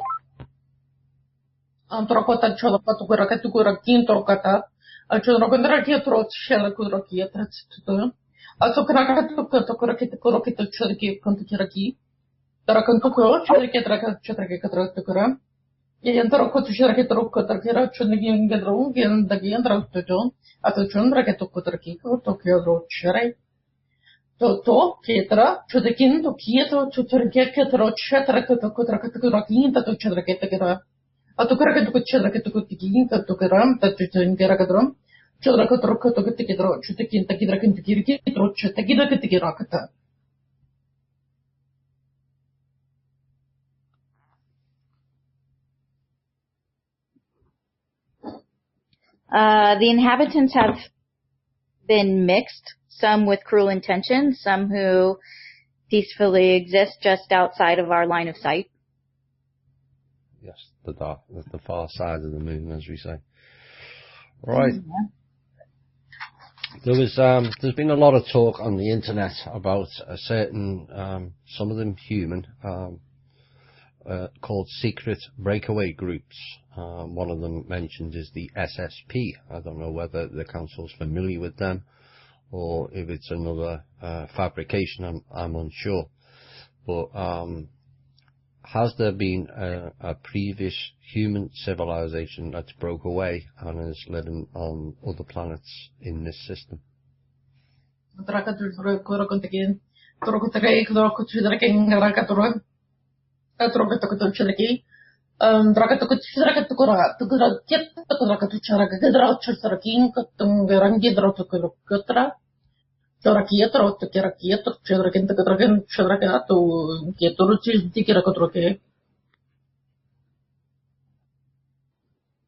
Okay. Long before this current situation on your planet took place, the interplanetary travel was permitted, since only the opposition has had the pleasure. Do we know how far back that goes? Or is this part of the loop game?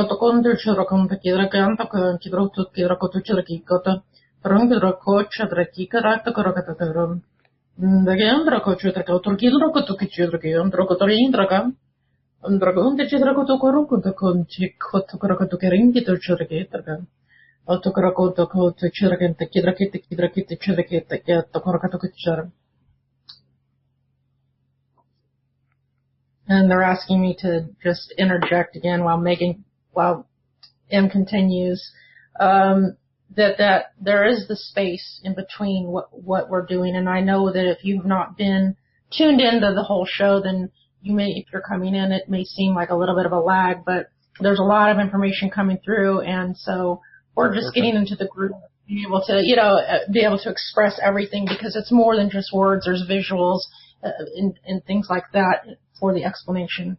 No, that's fine. Yeah. Okay. So, the freedom to travel came before the loop, though there have been 2 groups to successfully jump off the planet before the reset. So, let's say we've done this 6 times. Yes. Okay. That is our understanding. We've lived this timeline 6 times. So, those of us who are here, who come every time for the reset, those of us, the souls of us who are aware of this and come here to try and stop it, a group of us have made it off planet before the next reset began, the last 2 times. So these are the groups that they're referring to, these breakaway groups. So they left before the loop started again. Thanks for that. That's interesting. There's been a lot of trauma, be it by programming, mind control, wars, famine, damage not only to humans but to the ecosystem experienced here by all living things. Will that be addressed in the near future to end, particularly in the programming and the mind control, and how will it be addressed?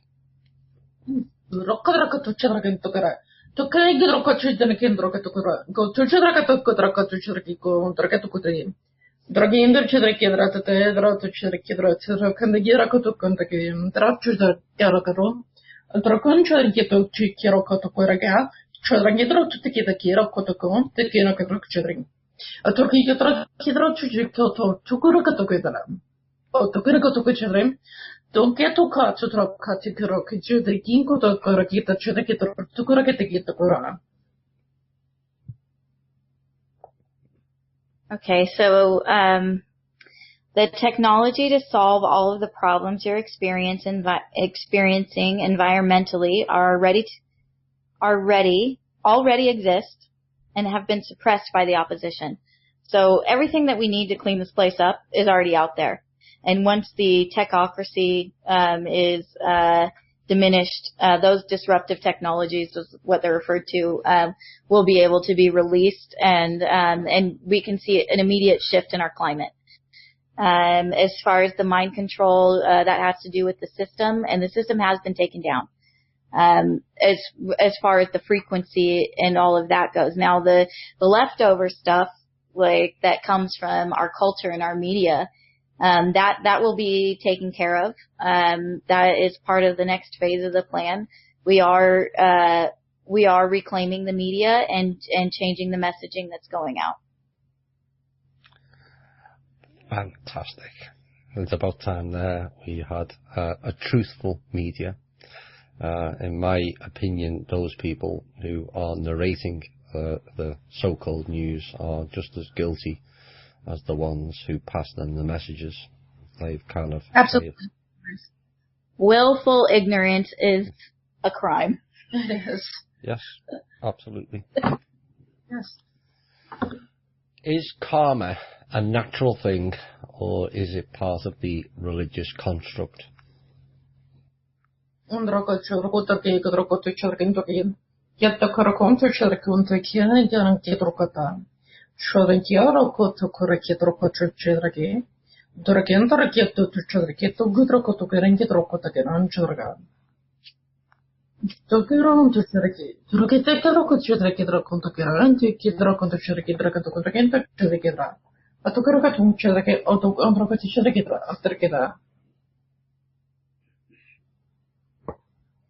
Okay.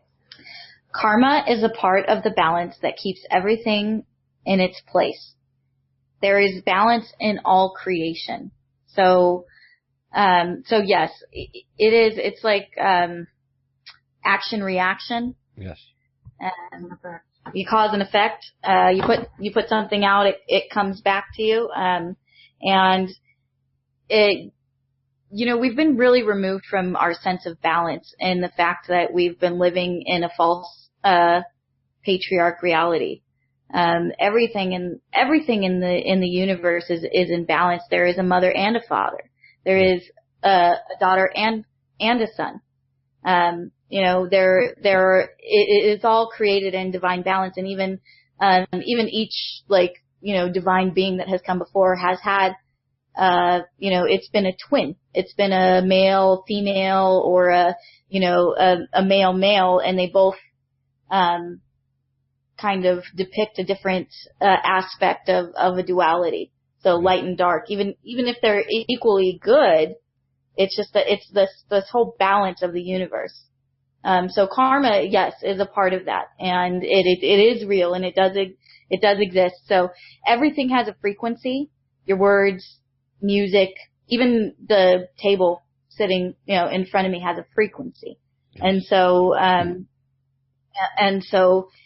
karma, when removed from the dogmatic, is really just about, everything in balance. Okay. Probably, one of the most difficult questions for a lot of people to handle, is religion,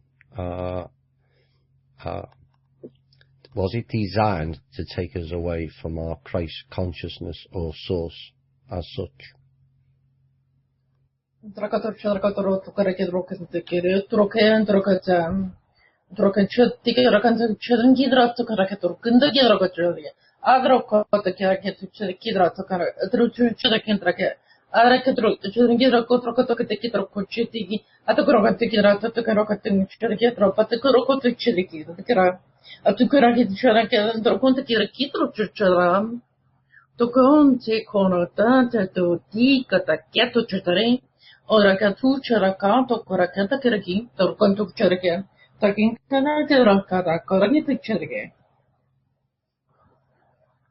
Okay. The religions on your planet are tools for oppression, though they have not always been. They are not in their complete form. Some of the things that you hear are truths. A lot of the stories have to do with our universal history. But they have been edited and audited by men to remove us from our Christ consciousness and our ethereal knowledge that belongs to us. They basically put themselves between us and source, to disconnect us from our true rights as creator beings. This is another reason for the patriarch. I mean, I don't know people's background in theology, but even the salvation religions that are on this planet today were originally polytheistic. Even Christianity is a polytheistic religion. You have the Father, the Son, and the Holy Spirit. There's 3 deities there. So, this planet was originally dominated by polytheism, and the move into monotheism was done to control. Yes. It was done to control us and shut us down. I'd like to add a couple of things to that. How do I say this? God, source, creator, I don't want to be offensive to anyone, does bring us gifts and clues as we move along through life. What others have done is they've actually taken that gift, that message, that clue on how to progress humanity and how we should all live amongst each other into a control mechanism which would help them further their goals. So, is there a God, a creator, a source? Absolutely, 100%. Can every person walking the planet contact God, creator, or source all on your own? Yes, absolutely. Sometimes it comes in a flash, or what you would call your instinct, or your, sometimes when danger is approaching, you feel that, like the hair on the back of your neck stand up. Sometimes for some they experience it that way. Others experience it almost as a direct communication, like a telephone conversation. Others see it in visuals or in dreams. Messages come to you like, don't do this, or there's a child coming. However it affects you personally, it's your personal relationship with Source Creator, which is also, Source Creator is a part of you, and you are a part of Source. So, that being said, the records contained within the Source energy, which exists in all of us, and all living things, including plants, animals, and humans, is accessible by you. This is what they refer to as like the Akashic records, because that source energy that exists in your soul is a part of you, and you only need to teach yourself in whatever way you do that to access that information. As any father does or mother does with their children, you love your children unconditionally, as Source or God loves us. And the messages have come through certain people throughout the course of history, but somehow they've always managed to convert it or suppress the actual real information, and it's become so controversial that nobody knows which way to go. Do I believe personally that religions or churches are a bad thing? Well, if you're gathering a whole bunch of people together in a building and they're all praying to God or asking God for help or for forgiveness or thanking God or Source or Creator, that creates a positive vibration. And it creates a positive frequency, and it allows more source energy not only into that person, but to all the people present, and also onto the planet. The books, the way the books are written, I think that over time there'll be more and more, I guess what you would call disclosure, or there'll be revisions to these, so they'll return back to maybe the original messages, I think, over time. But I think by the same token, a whole bunch of people gathering to worship spirit, if you're in Native American or God or Source Creator, we all recognize the fact that exists. So the Buddhists believe in one thing, everybody else believes in another thing. Science even cannot explain how to create or how to where this God particle, so to speak, actually comes from, and why they cannot harness it. So it's something, it is an unknown.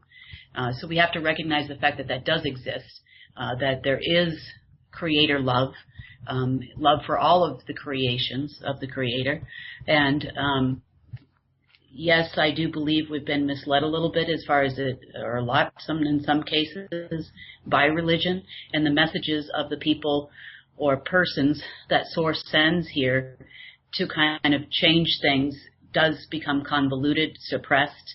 These people sometimes have been killed before they could get the information out to others. So we have had a lot of little helping hands, not only by the council, but also by Source itself, because there are anomalies that we just can't explain. But by the same token, yes, absolutely, I see it being being distorted and being utilized for others' purposes. But I do absolutely know for sure that there is such a thing as a God, Source, or Creator. Yes. That's a fact. It was mentioned earlier about beings or people in whatever form come back at the time of the reset. Would this explain the term incarnate, or is that something completely different?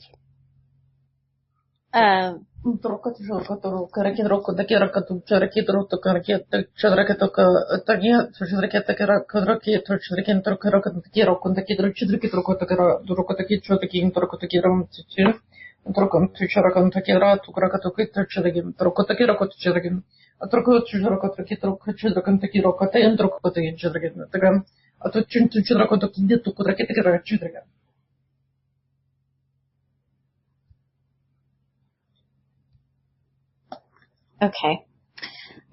We'd like to address this group of people. Okay. The people that arrived during the reset. First, we're going to talk about the word incarnate. As a term, it's simply referring to, a life, like a birth, an incarnation.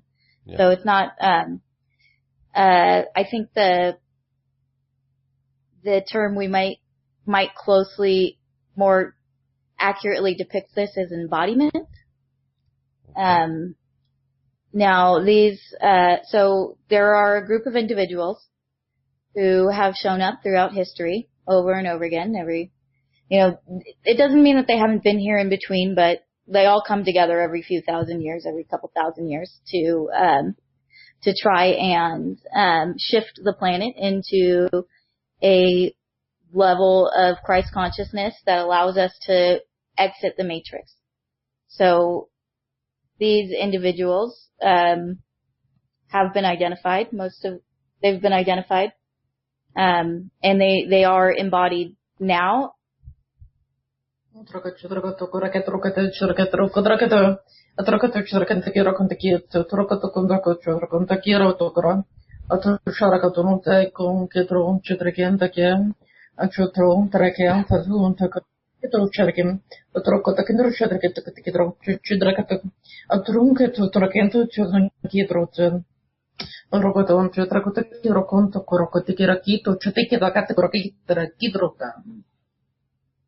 Okay.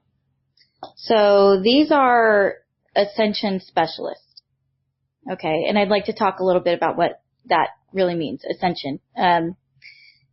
It is not about going off planet, going into the light, or dying. Ascension is simply raising your frequency, raising your vibration.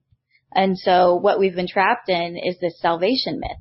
And so everybody gives away their personal power to ascend, to rise to a higher vibration, and that simply means that you have you're operating at a higher frequency and the ability to manipulate time, space, and matter. So there are this group, they're ascension specialists, and when a planet is going through an ascension process and it's coming to an end, these people show up. Right, thank you for that. I think a lot of people will find that very, very interesting. Right, some questions on Earth. It is known that the Earth is a planetary being. Are the Council working with the planetary being, and if so, in what capacity?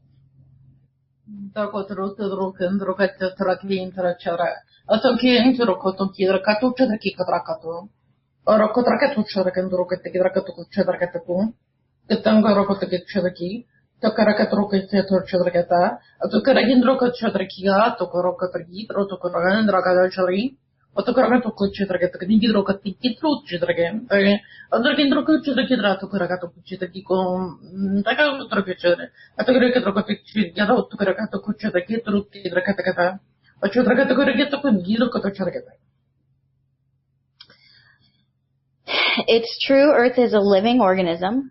We are here to offer relief to this planet that has been ravaged by an experiment gone awry.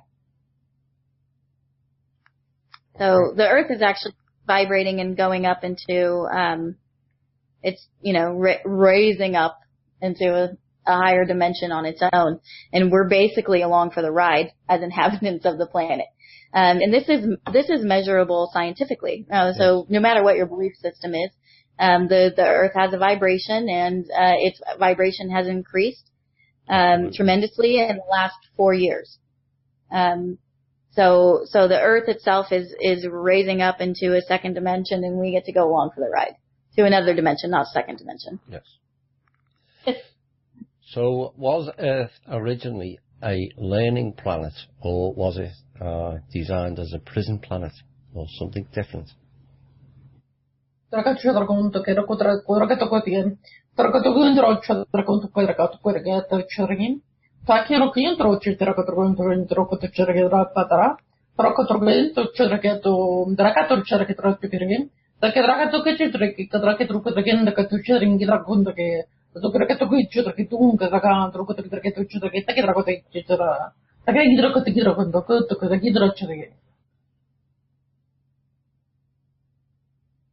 Okay, the Earth was originally a garden planet, or a garden/water planet that became a prison planet. So, before, the last geographical changes that happened, on this Earth, it was, mostly a tropical climate, that was, a fruitful garden for all its inhabitants. And it was turned into a prison planet. But it wasn't originally that. Right. So, the movie Avatar, is that a representation of Earth in the past? Or is that a representation of somewhere else?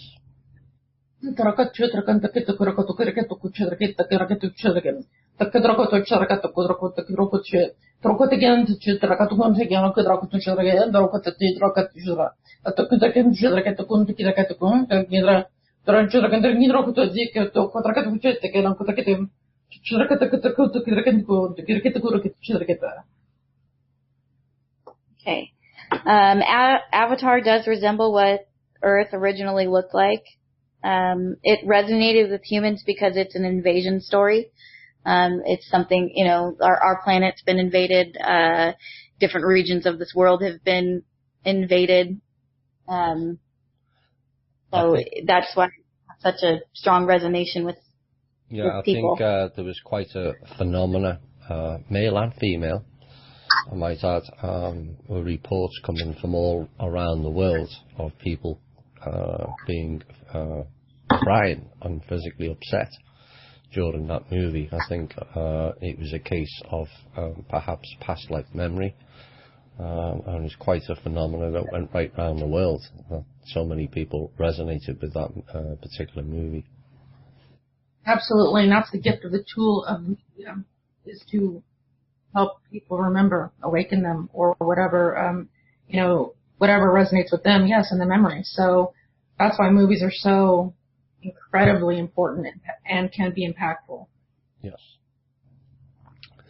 Now, on previous shows of ours, there's lots of people wanting various things like free energy and health machines, which are all very valid. But will the council be able to, in the future, once it's released, assess the technology going forward and the dangers of certain technology getting out of hand are all too apparent and possibly leading to transhumanism and all the other fun and games that technology can bring?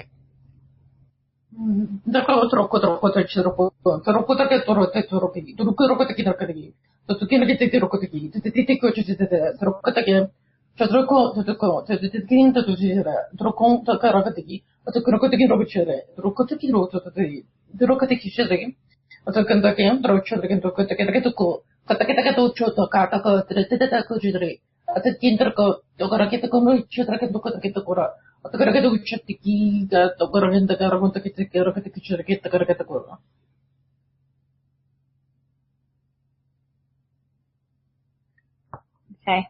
They just said technology is not to be feared. There are currently so many harmful elements on this planet. There is nothing in the future that could be worse than your current situation.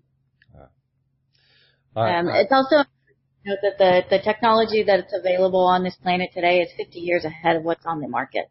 Yeah. So, those harmful technologies the technologies that are harmful to humans have already been used. And it's mostly about the operator and not the technology. Yes. And so, yeah. The other thing as well is there has to be a balance, as old antiquated technologies phase out and new ones come in. There are companies, there are decent countries, there are people that are reliant and families that are reliant on the income that comes from the old technology. So there has to be a new way of phasing all of these into society without putting hundreds of thousands of people out of work. I think the main focus right now is, at least from the UPU standpoint, they are trying to deflect some of the effects of like this spraying and things that they're putting in our food, and cleaning up our oceans, which are actually critical to our oxygen level. They're actually working on cleaning up the soil, cleaning up the planet. They're doing some of those things on their own and trying to mitigate any further harm to us whenever possible, from the fam cabal people or family people or whatever you call them. So they're still doing their deeds, you know.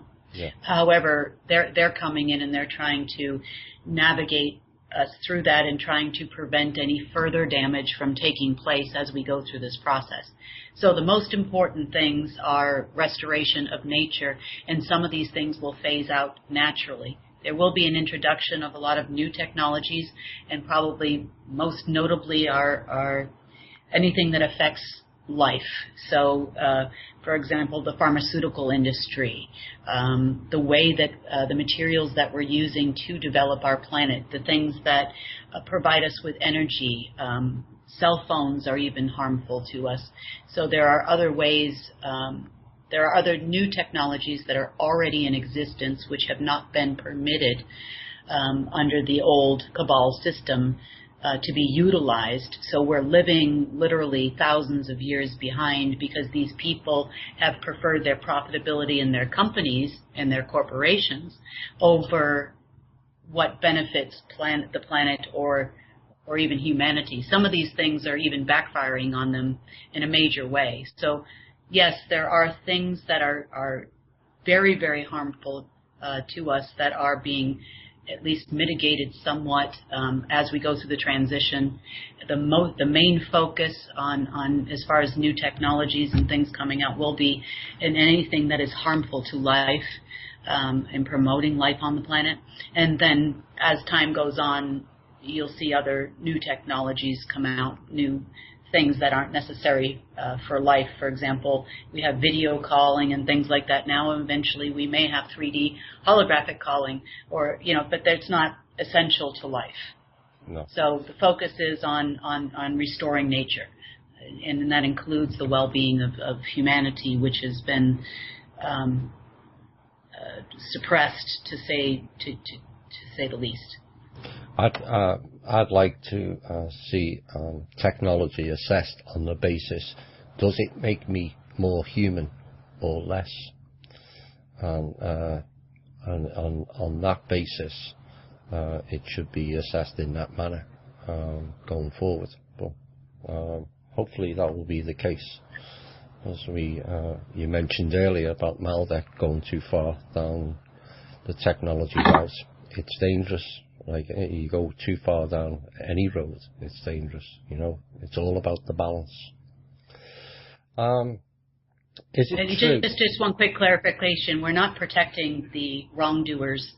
Yeah. In other words, the system that the Draco put in place, or I guess I shouldn't say Draco as a whole, just the Sun and all of their family people. We're not protecting their profitability. But what we have to look at is you have, for example, take a company like Johnson & Johnson. Yes, they put out many, many products that are harmful, or they have ingredients and hidden ingredients in there which are very harmful to humanity that we all use every single day. But by the same token, you have millions of employees worldwide that would be affected immediately if that company were to shut down. So then we're making millions of homeless people or millions of people that need a job. So we have to create a place for those people to work and those people to go before we can say, okay, enough, Johnson & Johnson, you've got to take all of these ingredients out of your stuff or you're not going to exist anymore.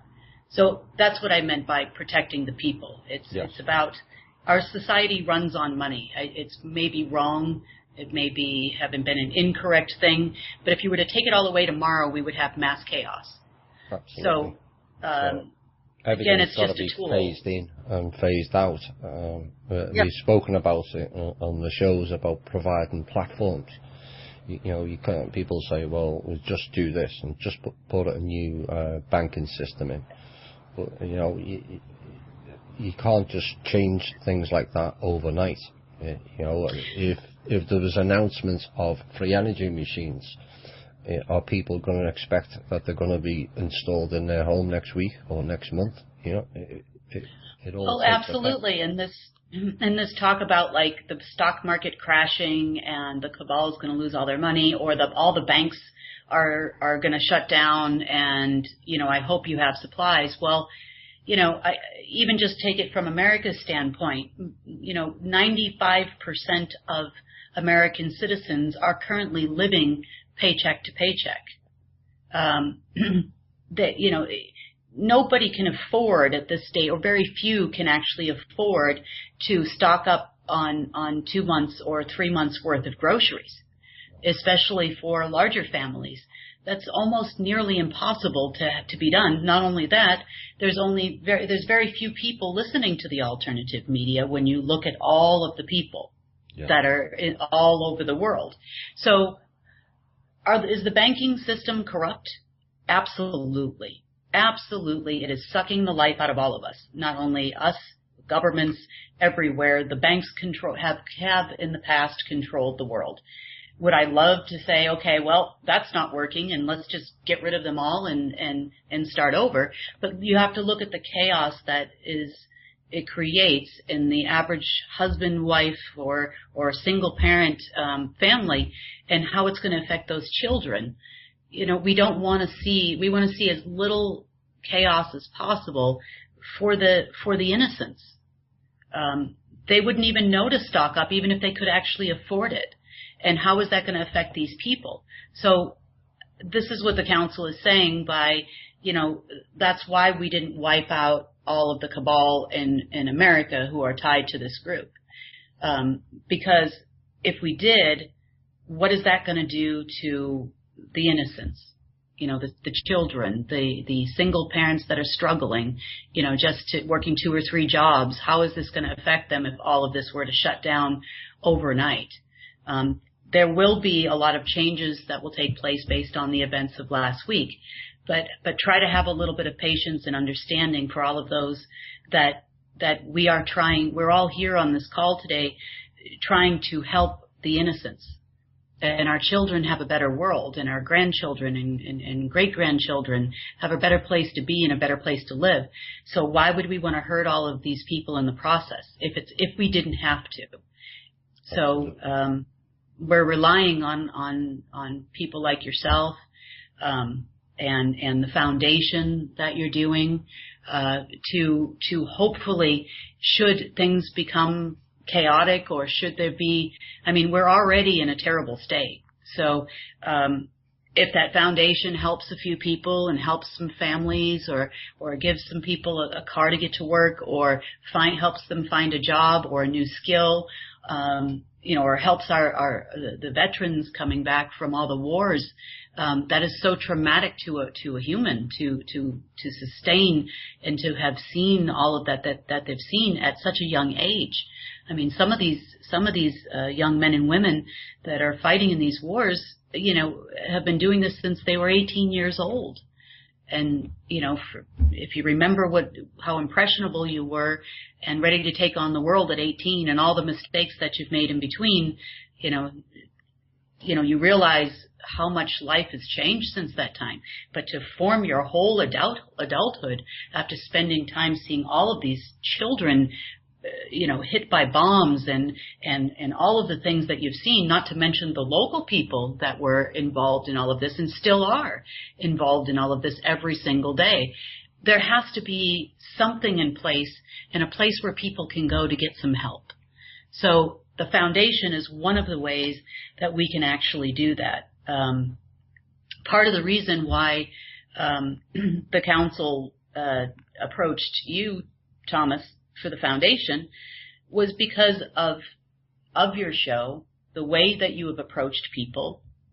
You do your best not to propagate any of the negative things that are going on the internet and how we want to kill all of these people and make them pay. It's more of like, okay, well, we're all humanity and we want to move forward. So we actually found you through that method, which was wonderful. But it was because of your view on, okay, everybody, this is horrible. It was very bad that all of this happened, but we need to move forward and we need to start helping each other. And how can we get involved with, helping other races or understanding ETs if we can't understand each other? Thank you. So hope that answers your question. This is probably going to be the last question, and I'd like to give everyone a final say. Is it true that Earth is an integral part to liberate, and that it will have a resonant effect on the rest of the universe by liberating this planet?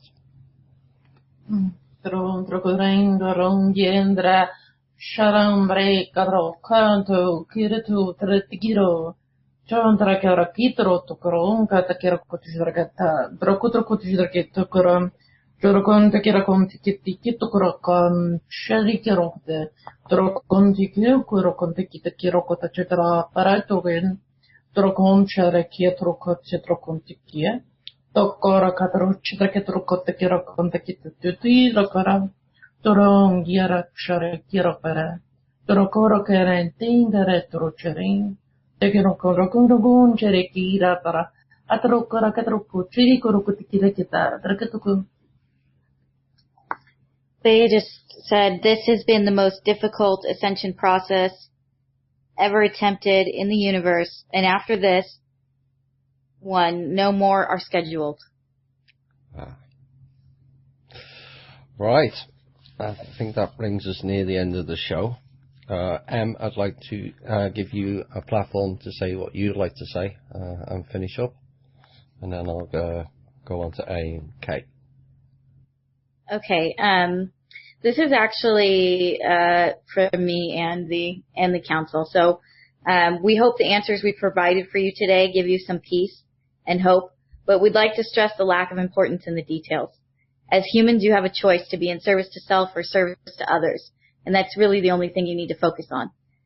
So knowing the details of the hierarchy of the universe are not going to make a difference to you in your spiritual acumen, and in your ascension process, whatever that is to you. It's very, very simple, and it's just choosing to be in service to others instead of service to yourself. And that's it. That is it. It is simple as that. Also, I'd like to be gentle with each other. We are all going through a process. We all know something is wrong. We all know something is right. And we need to be able to share that with each other, and in a way that is going to be helpful towards each other. And not everybody is all correct, and not everybody is all incorrect. Even the council has their experience, and they've been around a lot longer, and they've seen a lot of things which we're all questioning and want a better understanding of, and that's okay. But humanity's all going through this together, and believe it or not, if it wasn't for all of you, all of us couldn't do anything to help either. So as humanity, this time around, this loop around, we've actually done it. And you should all be congratulating each other. We are changing our vibration. We are changing the earth. We are changing nature, and we're changing our relationship with one another. And it may not seem like that every day, but with the help of, coming out of the magnetic time-space continuum, moving into a more natural way of things, you've probably noticed people are a little bit different than they were before. Everybody's not quite so angry all of the time, although we are going through many changes, but just try to help each other through all of this. I think that's the most important thing, just to realize that nobody is better than anyone else. I know some people, I see so much talk about like the chosen ones and how these people that are half from another planet or half from this, and we need to be in control. It's not true. We're all from somewhere else. source is from somewhere else. Source resides here, and it resides everywhere else, and it resides in every being. We're all the same. It doesn't matter where we come from or which country we happen to be in or which landmass we're from. Just have a little bit of an understanding that we've all been manipulated and we've all been lied to. Even the Draco were lied to. So just try to help each other and have a little bit of understanding, even if something doesn't resonate with you, and even if you disagree. Just realize everybody's going through the same process, and nobody knows who to believe. But the one thing you can count on is yourself. Yeah. It is very difficult for you to lie to yourself. Right. It is very simple in that aspect. Never look outside of yourself if it feels uncomfortable, doesn't resonate. As Kay was saying, you just ask yourself. The answers are within. And it's so empowering to step into that. And I'm so grateful that we got to join today and meet all of you and speak and have a voice and connect, because it is about connection. It is no longer about separation and this and that and the details. It's about loving each other, coming together, supporting each other every single day. And I'm so grateful that you gave us this platform and this opportunity to speak to you. Thank you. And thank you, Thomas. We appreciate you as well. Absolutely. Yes. Right. We've reached the end of quite an epic show in so many ways. I'd like to thank K, A, and M for giving us their time. I know they're rather busy. And also to the council also for giving us a range of answers that will make us think and hopefully inspire. And I'd like to leave you with some words of my own. If you lead life in love and care, you will prevail. If you lead life in fear and anger, you will fail. Feel free to be the person you wish to be, not the person who conforms to what others want them to be. You are a multi-dimensional being operating simultaneously on many levels. You are not here to conform. You are not here to be stifled. You are not here to be enslaved. You are not here to be abused or to compete with your family or your neighbours.